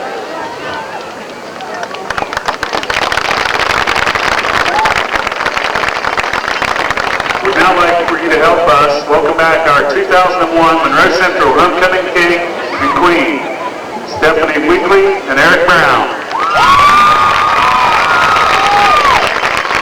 Stephanie is currently attending Belmont Tech, where she is pursuing a career in mental health. Eric is currently attending the University of Akron, where he is a civil engineering major. Stephanie and Eric.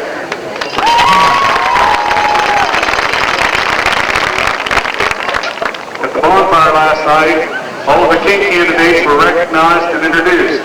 At that time, Leather Geaney was selected the 2002 Monroe Central King. Congratulations, Leather.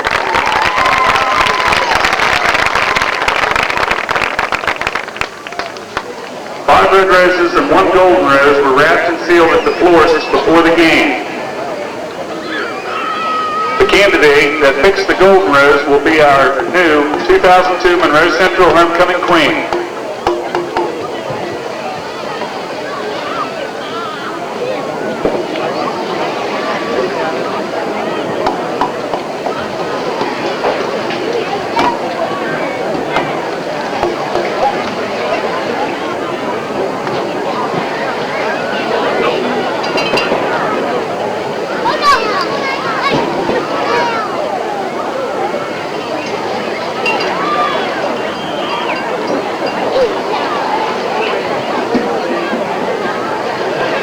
Ladies, will you please open your roses?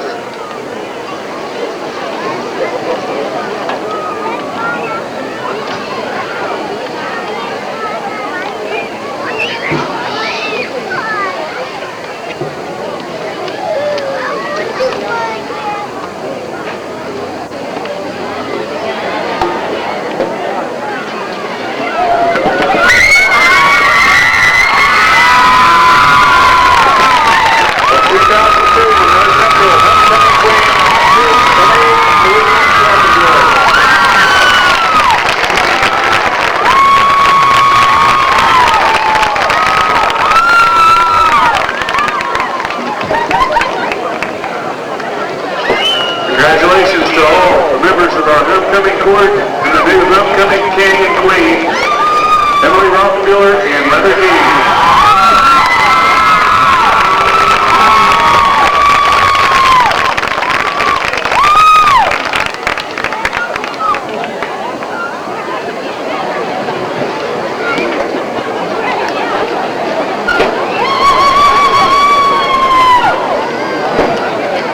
I'd like to hand out special thanks to Miss Kristen Bollinger and the Marching Knolls for their help and participation in tonight's ceremony. And a special thank you to the Caldwell Marching Band under the direction of Mr. Paul Furlanish for doing their halftime show during the pregame.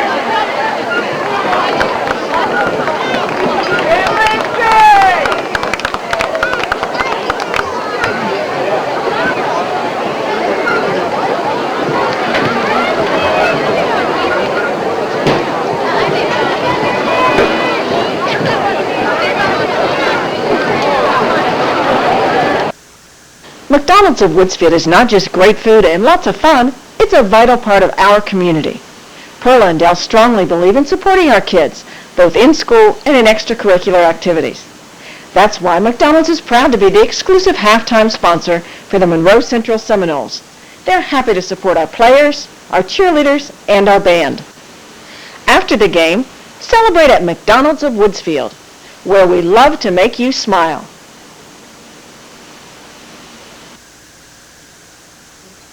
The weather will soon be turning cooler, but you still have time to take advantage of True Value's Weather All House Paint, now on sale at Woodsfield True Value. You'll find everything you need to finish those nice weather projects on sale now, including easy care paints and accessories. And remember, you have over 1,000 colors to choose from. Lots of other fall specials for indoors and outdoors are waiting for you now at Woodsfield True Value Home Center, where help is just around the corner.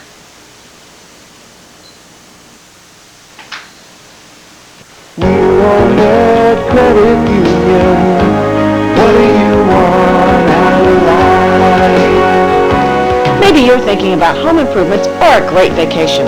And what about financing your child's education or consolidating your bills? A home equity line of credit from Ormet Credit Union may be your answer. Ormet Credit Union. What do you want out of life? Woodsfield Marathon sells pure gasoline, diesel fuel, and kerosene, and they're pure Seminole fans. Join these marathon fans in their dining room for breakfast, lunch, supper, or snacks. Friday nights enjoy their new rotisserie chicken and ribs, plus steak and fish. The Hoffs invite you to follow the Seminoles throughout the football season. And follow the Noles to the marathon, because they know Chris has the best food in town.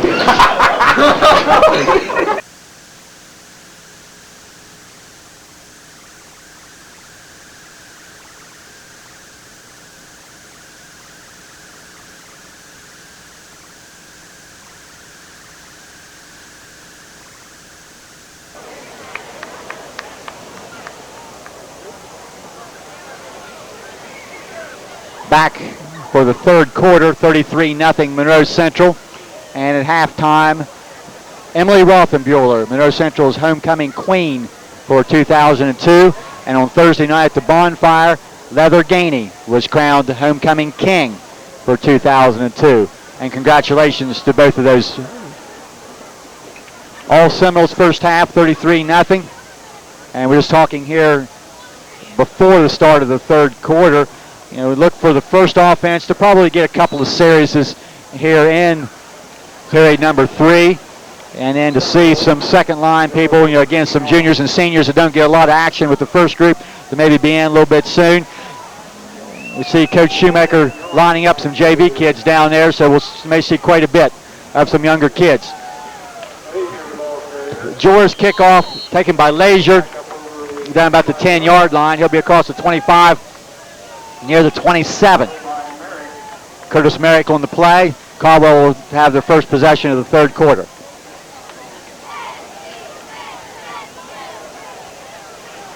And we'll try to pick some of the new people up. If anybody does get in, looks like first defensive unit right now as we start the third period.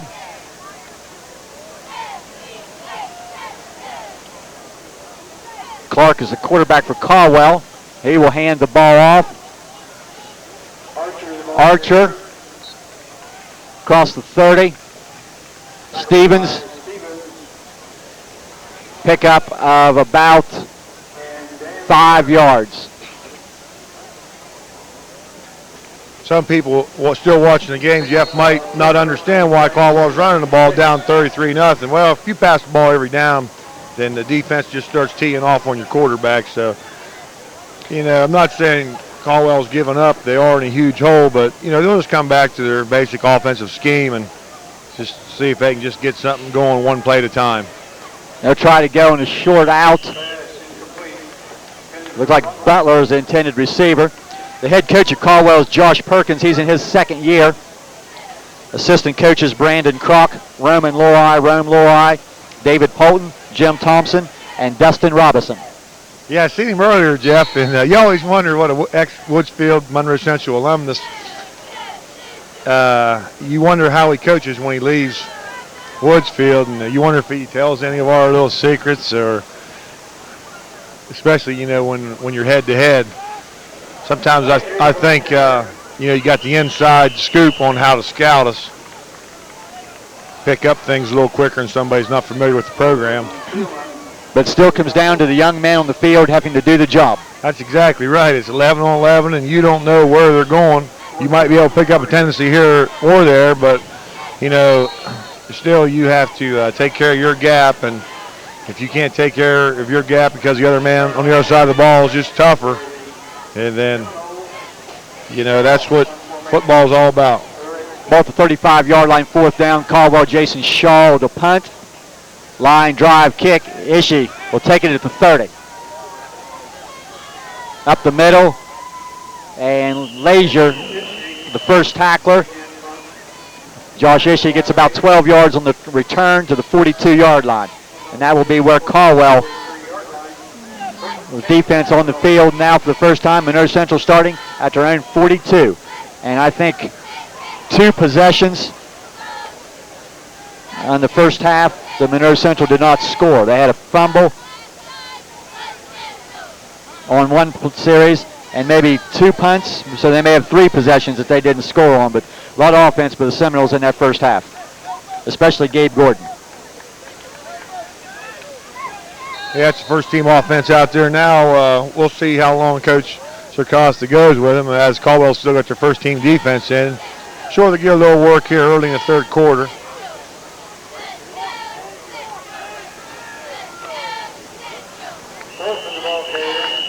Defensively, Caldwell coming up hard there. Joe Smith, number 61. Also number 52, Chase Garvin. Wilson will pick up a couple of yards.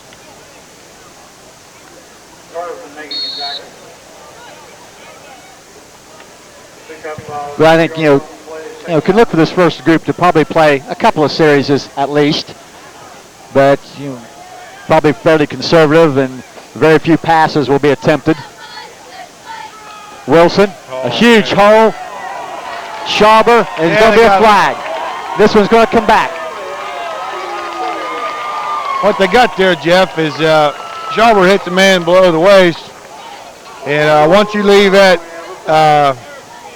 neutral zone area, that 3-yard zone on either side of the line of scrimmage, they're going to get you for a block below the waist. Is that what they call it there, Jeff? That's what we'll call it. But I think the play, it looked like Nate may have slipped a little bit there as he kind of lunged forward, but the contact was definitely below the waist, and that is a penalty downfield, and that will be 15 yards from the point of the foul. You get that zone inside the trenches there, and anything's legal above and below the waist in that zone, but once you open up downfield, you can't initially hit a man below the waist. And I think that's what they called there on Schauber. And we all seen it early. We seen the huge hole. We talked about the first half about another big play being flagged, being called back. How do you slow down the aggressiveness, or what do you do? But we'll come back and send Gordon up the left side.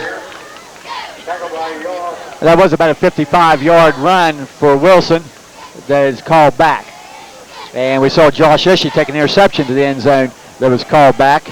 Only 2 penalties on Monroe Central by my count in the game, but both have been at a real bad time. About 4 yards for Gordon.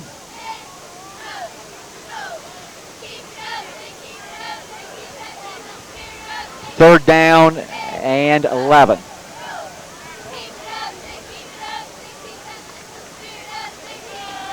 Wilson will try the right side. Cross midfield.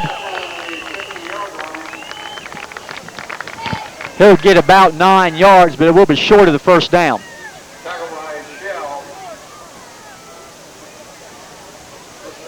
And the Seminoles will punt the ball away here with the ball at the 50.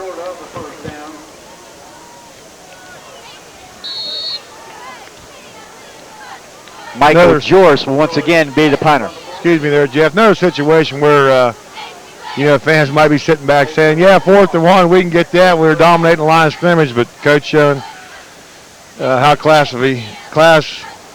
excuse me, Jeff, try to say that again for me. He's a first-class guy, not one to run the score up.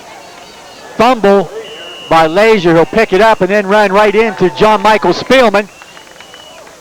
Pretty decent punt by Michael Joris, as he's had a couple opportunities to try to punt the ball in the game.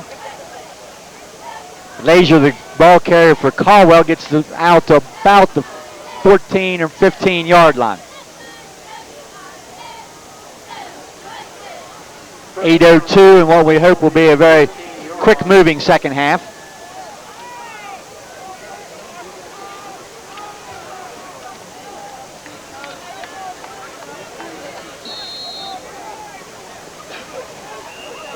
And we'll have a stoppage in play. Timeout by Caldwell.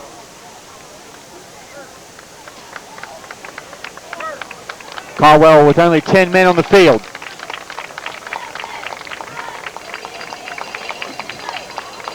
during this timeout. And Andy might also mention the Monday night JV games. Coach Greg Shoemaker and Coach Matt Singleton through 4 weeks, or this would be the 4th week of the season. Through the first 3 weeks, they are 2-1 with a win over Bellsville, a loss to Shadyside, and then a big win last week against River. They'll be in action on Monday at Caldwell.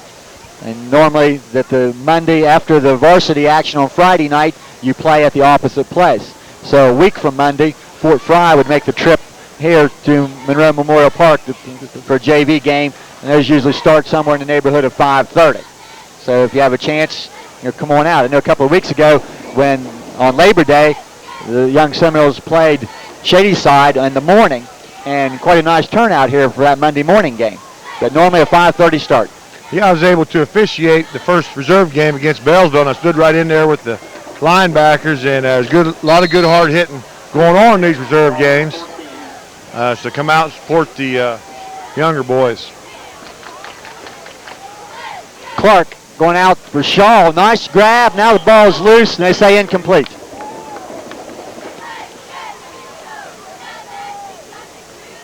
A lot of traffic defensively over by Jason Shaw after he made that reception to start the game for 17 yards. He's been held pretty much in check. Just one other catch, and there's been somebody in his hip pocket about the whole game. Right, and you see right there, he left these ribs and body wide open, and somebody was able to come over there and jar the ball loose. So a good defensive effort by the Seminoles. Radcliffe and Shaw wide to the right. They'll give to their fullback, and maybe Archer. Archer, the ball carrier. Dan Miller up off the pile. Dan Miller. Last man up is Spielman. And Spielman, on the back. Pickup of a couple, almost 3 yards. Third down 7. Ball on the 17. Clock running now, less than 7.5 minutes remaining in the third quarter.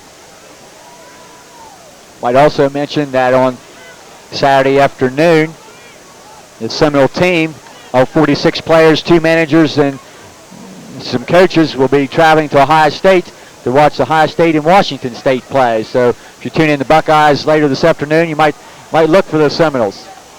The pass intended for Shaw, high, off his hands, incomplete. Yeah, we was talking earlier how good the kids are treated around here, and the group most responsible for that is the Woodsfield Sideliner, or Monroe Central Sideliners. And I've got to say that this team and this program has got the best equipment, the most support, and it's really a compliment to the community to see that we support our Shaw gets a program nice so well. kick.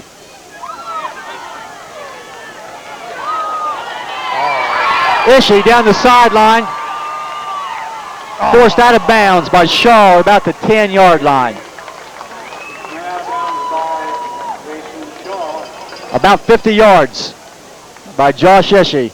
Puts the Seminoles in great shape. I was going to mention, I'm sorry for interrupting there, Andy, but if you were watching that game on Saturday afternoon, the Seminole players will be wearing their red jerseys, so you might want to try to pick them out in the crowd. But the coach said that where the most of the tickets are is up in the very top deck. You're watching a Ohio State game and see where the state patrolman sits up on the concrete platform at the top of the stadium. That'll be our kids. They'll be real close to this guy. But your experience just to get inside the horseshoe with 100,000 people, and it's a great trip for the kids. Oh, I'd say. I'd like to go myself. Chris Yoho.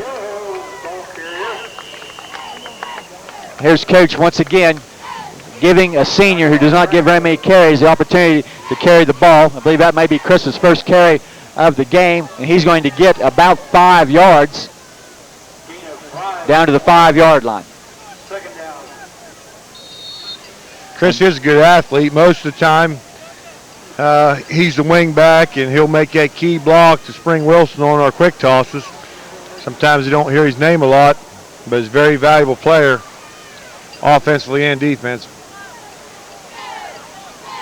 Yoho again, into the end zone. Touchdown for Chris Yoho. And I was just going to say, Andy, that, don't be surprised if Chris gets a couple more carries for an opportunity to get into the end zone. And 2 times for a total of 10 yards. Chris Yoho's first touchdown of the year. Seminoles at 39, and TJ Stevens will try to make it 40.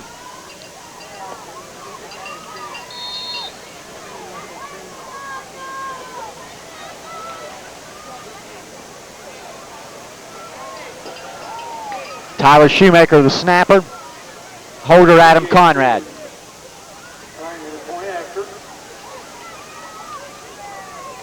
TJ 3 kicks and 5 attempts tonight. Make it 4 out of 6.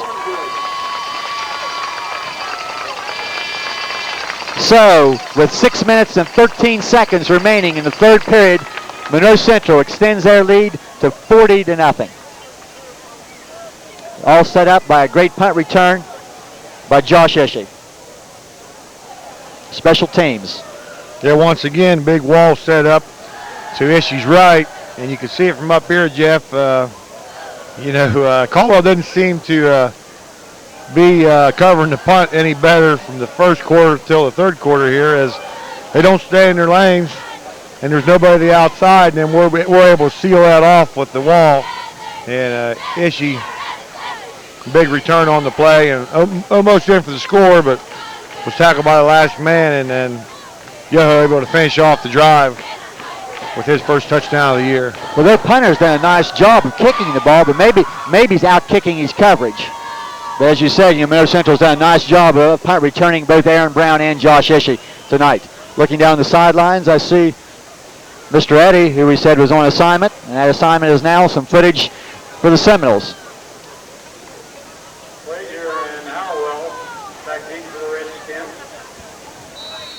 Joris will be kicking off for the next Seminole. Michael Joris once again to kick. As I say, it's 6:13 remaining in period number 3.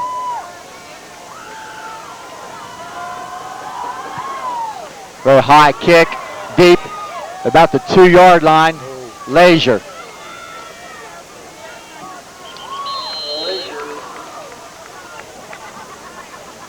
First contact on that far side made by David Spielman. I believe Gordon then finished the play.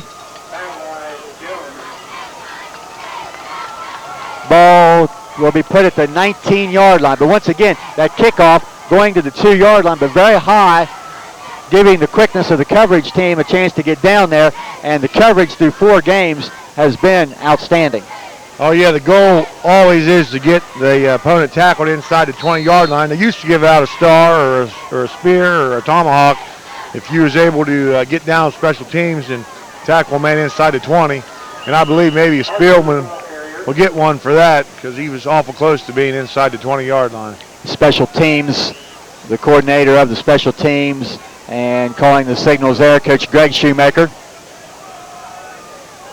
Still hoping to get one of his return men into the end zone this year, but as long as they get those good returns, that's doing a great job. And we talked last year how exciting Eric Brown and Josh Ishii was. Now Eric's younger brother Aaron Brown along with Josh Ishii's back here, and like you said, Ryan, anytime they're able to touch the ball, Ryan Ferguson and Derek Zwick, and defensively, some good contact out there. As you can hear the pads cracking clear over here. Leisure, I believe, the ball carrier. He'll get a yard or 2. And Ryan Ferguson in the middle.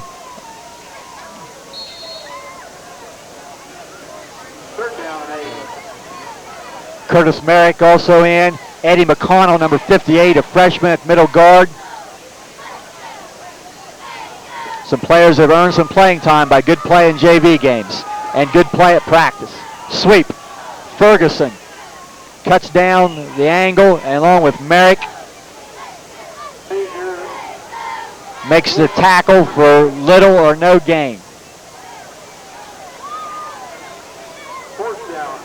Nice job defensively by Ferguson, able to make the read, flow, and get out there and show some speed to go out there and make the hit.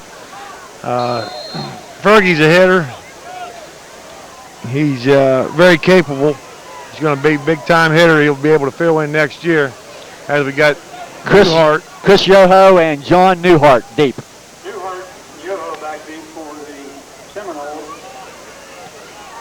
This kick is very, very short. Yoho comes up to try to field the ball on the run. If he had that to do over, Chris might get away from that ball, but he kept possession. But you know what's going through Chris's mind there. He doesn't get a chance to do this much. He's going to make the best of it. Yeah, he's thinking, I'll make that catch on the run and I'll keep running. But initially he hesitated. Then when he decided to make an attempt for the ball, he had to slide into it. But, you know, we talked earlier about how important it was to catch the ball. I'm not sure that's what we meant on a play like that, but we'll start offensively on Caldwell's own 39. Wilson will get the carry, and he's going to go to the end zone. That's too easy, Andy. Way too easy. Christopher Wilson, 39 yards. Total domination of line of scrimmage. No white jersey in sight, like Jeff said and I said. Just too easy for you know, a varsity football game. I'm sure Caldwell's down, but you know, you step on the field, you got to take pride in yourself and for your own town. And you know, game's 4 quarters.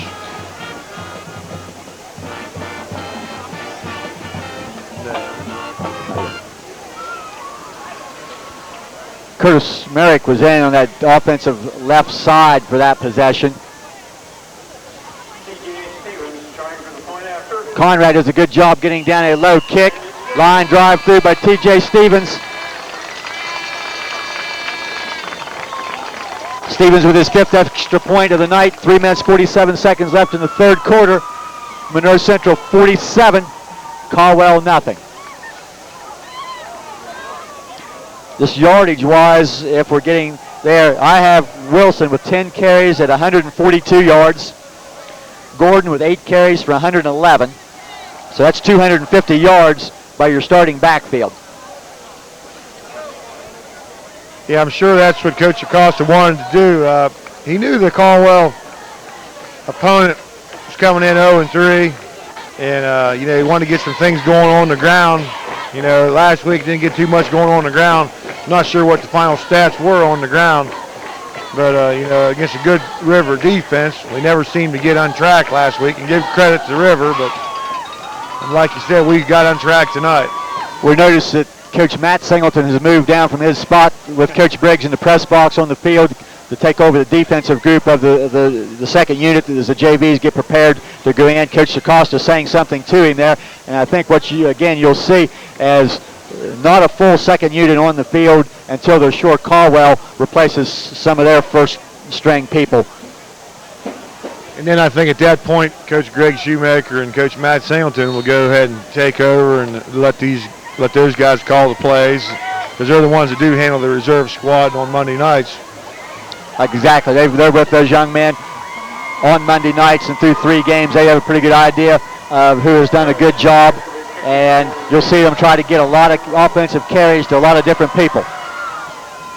Merrick will kick off. Line drive will hit about the 12.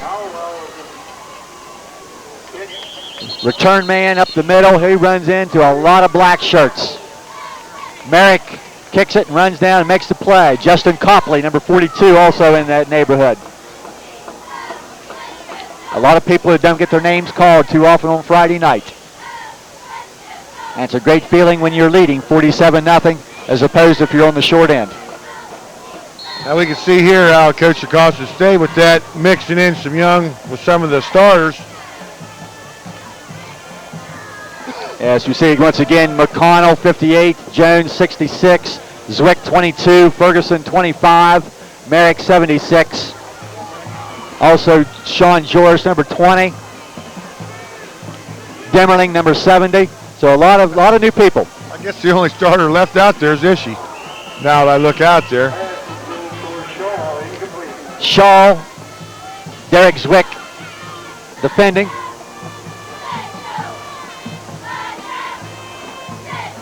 Come around during basketball season, maybe we'll see a few more Zwick versus Shaw matchups this winter on the hardwood. New coach Greg Taylor will lead the Seminoles this year. But a lot of work to be done yet on Friday nights this fall. Shaw wide left. They'll give it to the first back, and the ball's loose. Seminoles all over it.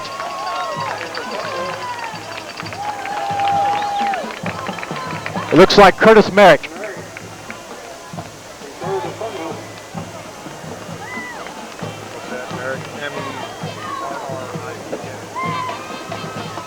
So a real nice job. Also, that group just coming off the field, on defense, number 49, Derek Dudek, was in with that group. But Curtis Merrick coming up with the fumble recovery.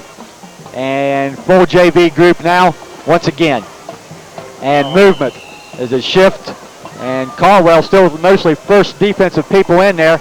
And maybe they're just trying to get a little anxious and try to get some hits in now against some second liners. But for about the second time tonight, we have movement on the line.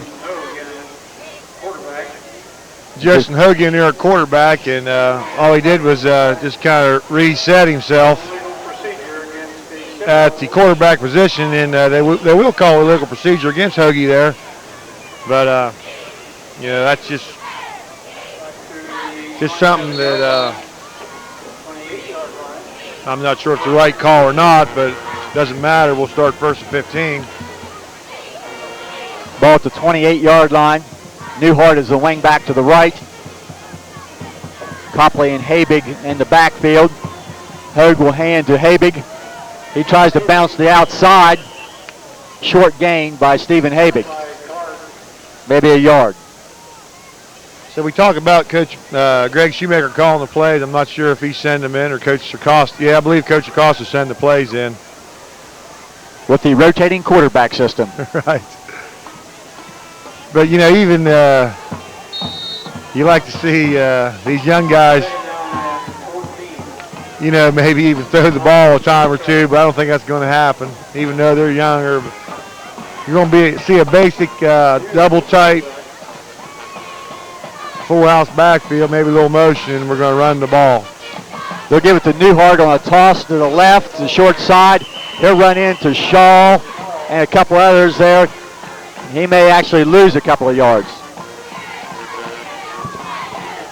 That's a play, Andy, that's worked pretty well in the JV games against JV defenses. It doesn't work quite as well as JV offenses against varsity defenses. Right. Newhart's a hitter out there. He runs hard. He hits hard. He's hard to bring down. He's got some speed. But like you said there, Caldwell's still staying there with their first team defense against the second team offensive line. So Newhart not able to get untracked. And you'd like to think that Coach Josh Perkins will put some second-line kids in here soon and give them an opportunity to play. Here's Newhart showing some speed and punishing a defensive player. That's the starting Caldwell quarterback, Robbie Clark, who took the brunt of that shot from John Newhart. Pickup of about 5 yards. I think everything you just said right before there, Andy, John showed it right there. Right, yeah.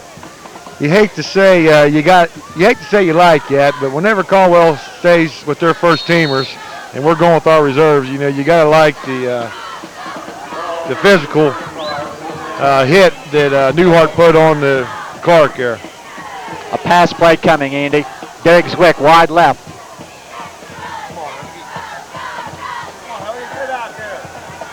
And batted down at the line. But they were going to try to get the ball out to Derek Zwick to give him an opportunity to make a catch, but not able to make connections. Batted down at the line of scrimmage, incompletion. So Justin Hogue gets in the stat book with his first varsity pass attempt. But on fourth down, ball now goes over to Caldwell. 1:11 remaining in the third quarter. But you gotta like to see that and trying to get some other people involved. And Coach Acosta talking to Justin Hogue down the sideline now. Always teaching. Kids always learning, no matter what the score of the game is. This is much more valuable than anything you can do in a practice session. That's right. Hoagie needs to keep his feet set. Just kind of settle down a little bit. It's a big Friday night varsity game, and he'll get better. Number 40 for Caldwell is Justin Snyder, a new white shirt in. He's going to pick up about 3 yards.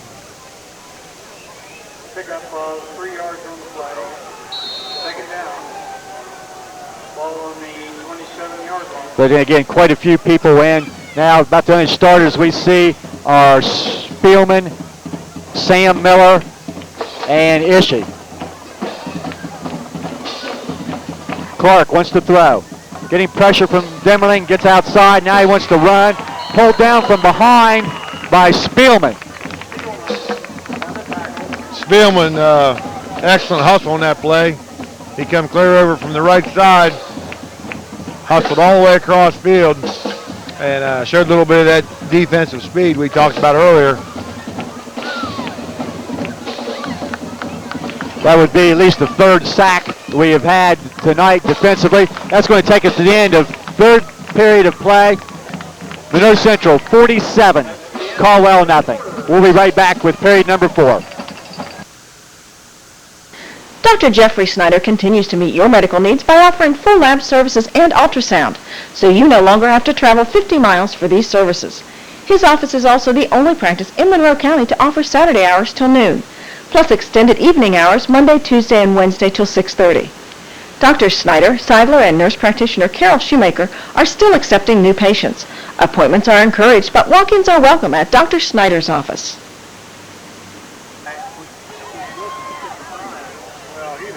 Monroe County Birth to 3 is fun and free to pregnant women and families with children from birth to 3. We provide group activities where children learn to play together. Birth to 3 reaches out with a variety of services and information specific to each family's needs. Home visits emphasize child development, parent-child interaction, a developmental screening, and a newborn home visit conducted by a registered nurse. Call Monroe County Birth to 3 services at 472-0852. It's never too early to have a healthier, happier family.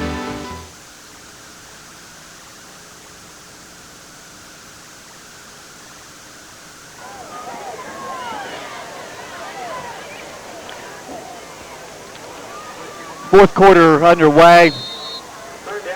3rd and 11, Caldwell to the ball. They're at their own 25-yard line. They've not been across the 50 many times tonight, if at all. Clark wants to throw, gets to the outside, finds Shaw. He stretches that 6'4" frame out, trying to get his first down, but I'm not sure that he got there.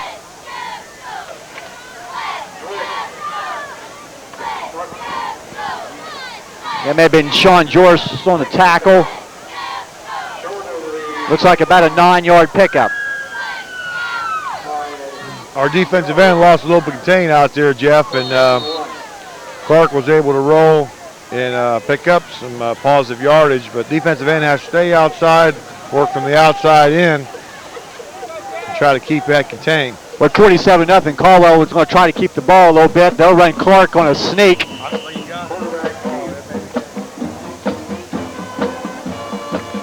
And that may only be Caldwell's third first down of this game.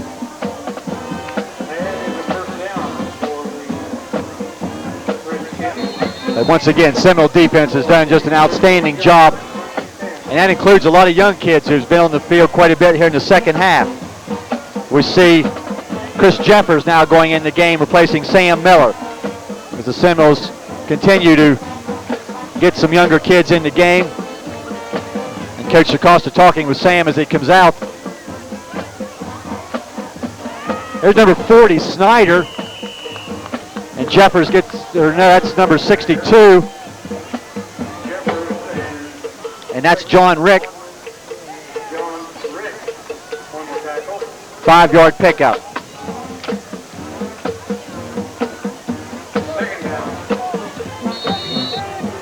Looking through the roster here, Jeff, not sure if we got a lot of backup people to play in our secondary.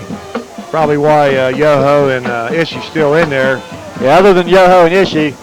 And I think they're going to stay in as long as Jason Shaw's in the game. When Shaw leaves, you can look for Ishii to leave. Yeah, I think you're right, Jeff, because, we still like to keep that shutout. I don't know if Caldwell people think that's bad sports. But, we got to say, like you said, they're keeping their guys in, so. Well, I don't think it's fair to some of our freshmen and sophomore defensive backs to try to guard the starting wide receivers of Caldwell, especially a kid at 6'4". You can have great coverage, you can still make the play. So Yoho and Ishii are going to stay there and play defense for a little while longer.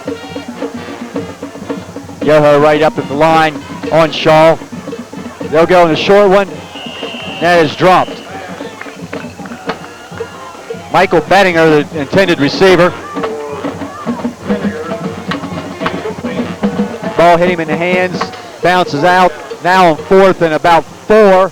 It looks like that Caldwell will punt the ball away. And John Newhart will go into the game and replace Josh Ishii. Also Jordan Seidler in the game, replacing Yoho.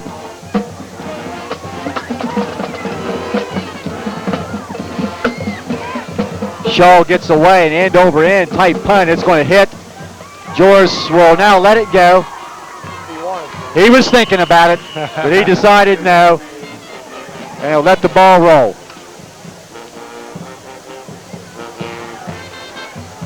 And probably a wise choice there after the ball hit that Sean stayed back and didn't make that play. But the ball rolls dead on the 23-yard line. 9-14.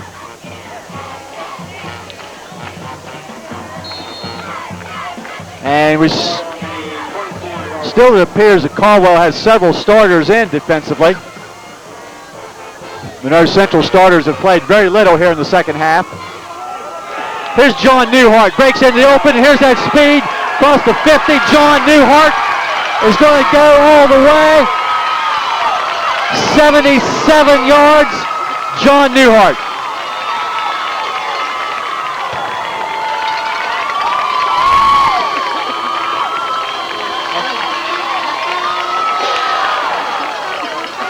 No flags, no fumbles.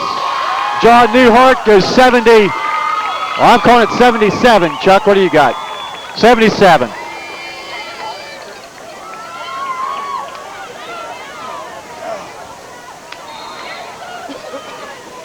Curtis Merrick will now attempt the extra point. Merrick trying for the point after. Curtis Merrick's kick very high, very straight. 9 minutes remaining in the game. Newhart, 77-yard run. Merrick, the kick. And Monroe Central breaks the 50-point barrier, now leads 54-0. That long run had Indy all choked up there.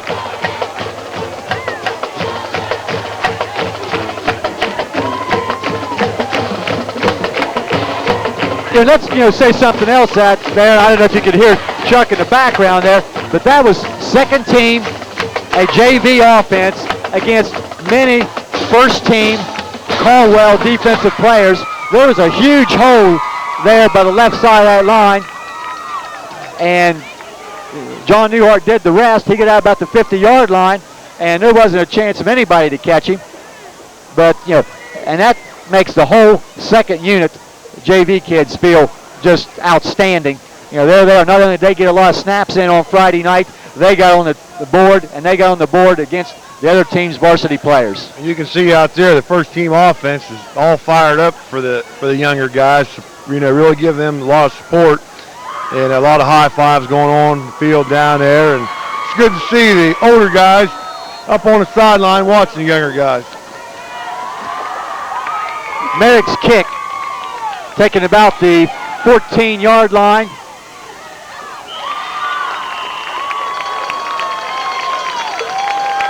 Tackle by Merrick.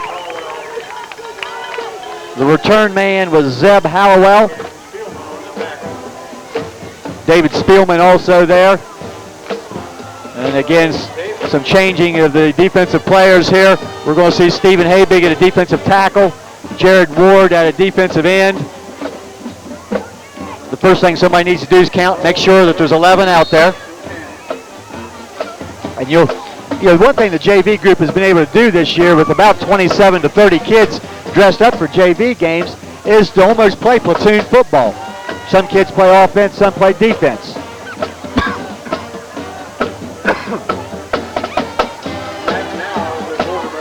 Some changes now by Caldwell.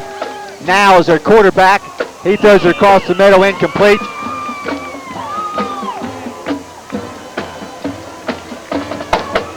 Jeffers was there defensively.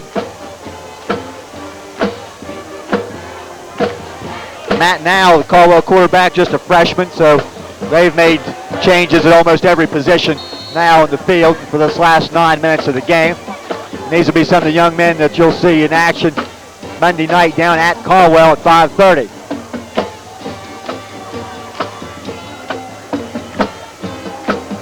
They'll hand the ball to the running back. Snyder bobbled it and then took a big hit from Chad Burkhardt, I believe, number 79, that delivered the best hit.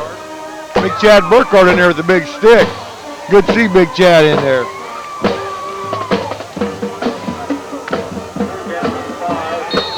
Another St. Sylvester's player from a couple years ago, I believe. That's right. I got a Tennessee to root a little bit more for those guys. Outmanned the last couple years, only to put about 12 to 14 kids on the roster, and still they hung in there. And you're going to find out here that we had some ball players on those teams. They give it to their tailback. He's very close to first down. They're stopping the clock, so I believe he's going to get a very kind spot and pick up the last 5 yards, and they'll give him the first down. Linebackers Dudek and Jeffers in on the tackle. Now you won't be seeing this on Saturday morning. I believe you've got a road trip with your 3rd and 4th grade group tomorrow. Yeah, we're headed down to Ritchie County against the Ritchie County Rebels, and we're 2-1, and the 5th and 6th is 3-0. They got a nice ball team, so we're not doing anything on Saturday afternoons. We got a home game next week against the Young River Pilots. Or no, I believe it's the Young Magnolia Blue Eagles. And that would be your last home game, I believe. Right, Saturday the 21st. And before we leave here tonight with the last 7 minutes of the game, also I'd like to mention homecoming activities for this week. Off to a great start on Thursday night with the Lady Seminole volleyball team. Coach Troy Baker with a win over Bellsville. They completed a 4-0 week this past week. They're now 6-3 with home games at the Skyview Gym on Tuesday and Thursday. That Thursday game is against Buckeye Trail, so that might be worth a trip out. Snyder's the ball carrier. He's going to get about 12, 13 yards and another Caldwell first down.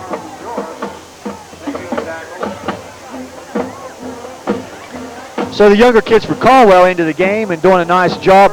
The same as with our younger kids. They'd like to go down and get on the board. Right now they have no idea what the score is and they don't really care. They're just getting a chance to play. And I don't know if Joe can get a shot here at some time or not. And you mentioned this earlier, but all the Seminole players up on the sideline, I don't know if some of those guys think the coach will put them back in the game or what. Well, like I said, I was really proud of the younger guys to hang right on the sideline and watch their young guys, because they go through the same August 2 days as the starters. And, they work just as hard. And, I'm sure that means a lot to the younger guys. Couple yards to the 42-yard line. Second down and call it 8. Just under 6 minutes remaining in the game. People out and in. Number 78 entering the defensive lines, Daniel Fankhauser. This is Snyder once again. He runs hard. He's going to get close to 5 yards.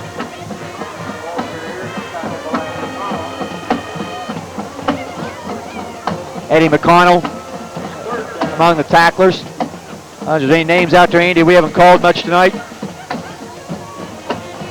Well, try to get everybody's name on TV. You've done a pretty good job of it.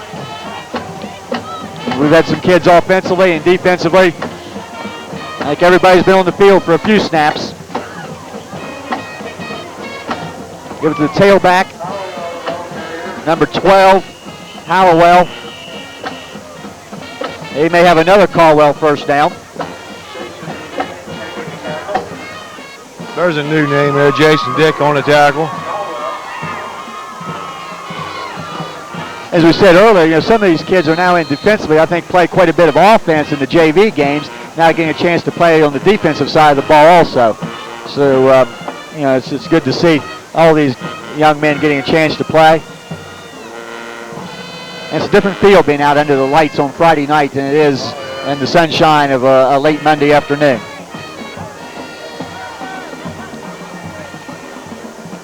Fumble the snap. Ball's loose, and I believe there may be a Seminole on it.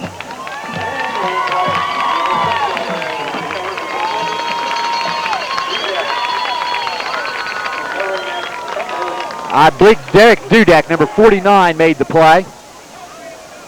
I saw Jason Dick hand the ball to the official, but I think Dudek handed the ball to Jason. But 5 turnovers for Caldwell in this game. Seminoles have turned it over only one time. 4:33 remaining.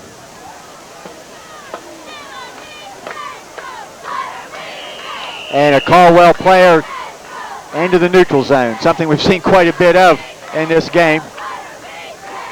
At 54-0, the officials would probably like to keep the flag in the pocket, but plays like that everybody sees leaves them no choice.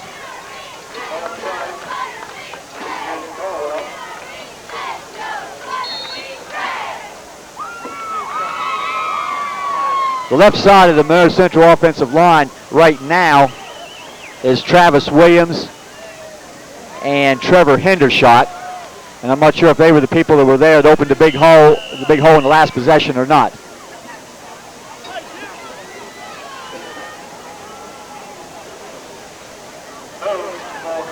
Justin Hogue gets a couple yards on the keeper. Being replaced by Dexter Hughes. And the JV games, I believe Coach Shoemaker alternates quarterbacks by series. Not every other play, but a chance to get everybody a chance here. Hughes lowers the shoulder behind his offensive line. Jason Dickey center. And I believe getting the first down. Nice charge here by the young offensive line. Very close now as they put him down there. It is short of the first down, excuse me.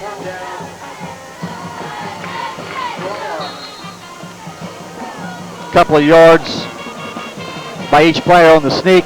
3rd down and a yard. And movement. Defensive movement, but I don't believe he was in the neutral zone. This is probably going to cost Monroe Central 5 yards. Illegal procedure. I think what you're seeing here, Andy, is after the long run by Newhart, the coach Acosta just wants to make sure no more points go on the board. May very well run nothing more but quarterback sneaks.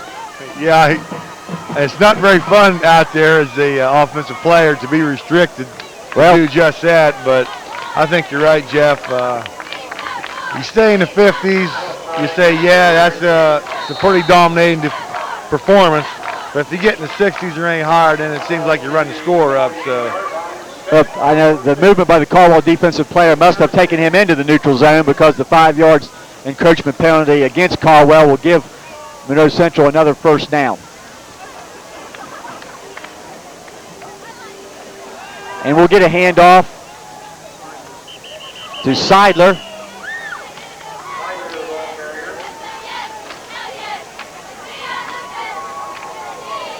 Jordan Seidler, a junior, out for football for the first time. An outstanding year last year as a wrestler for the Seminoles. Yard pickup for Seidler, 2nd and 9.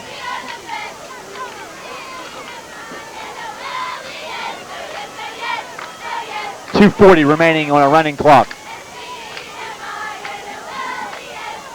This is Hughes. Hands off to Habig. Pickup of some 6 yards. Habig right there showed a little bit of his big physical style of ball. Put his head down and got physical upfield for a nice game. 3rd down. 3rd down and 3.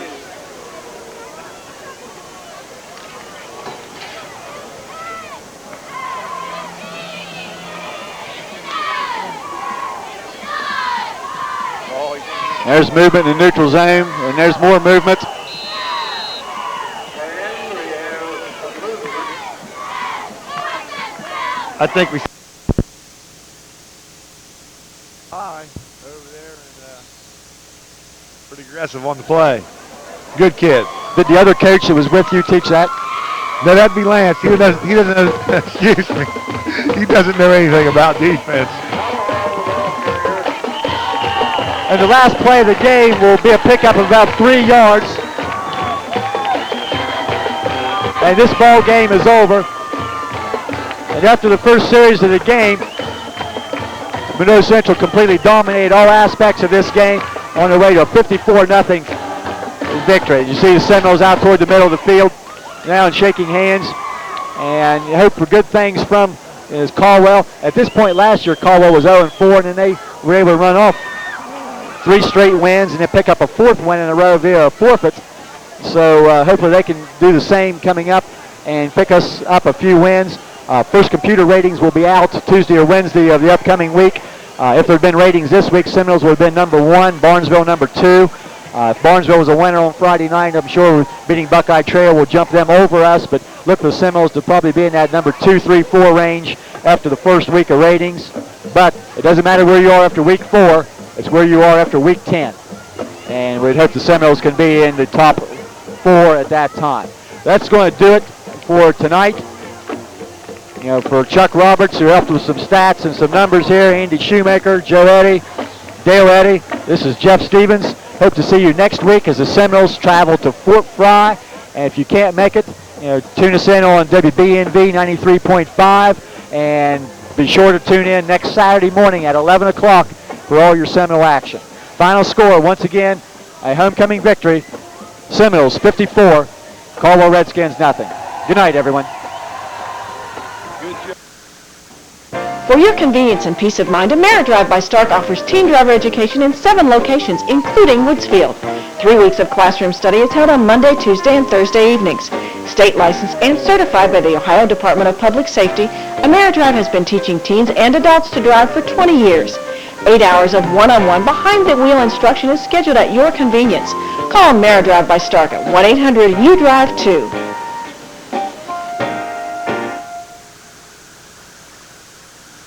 Let Swiss Lands Realty in Woodsfield help you find what you're looking for in farms, homes, or land.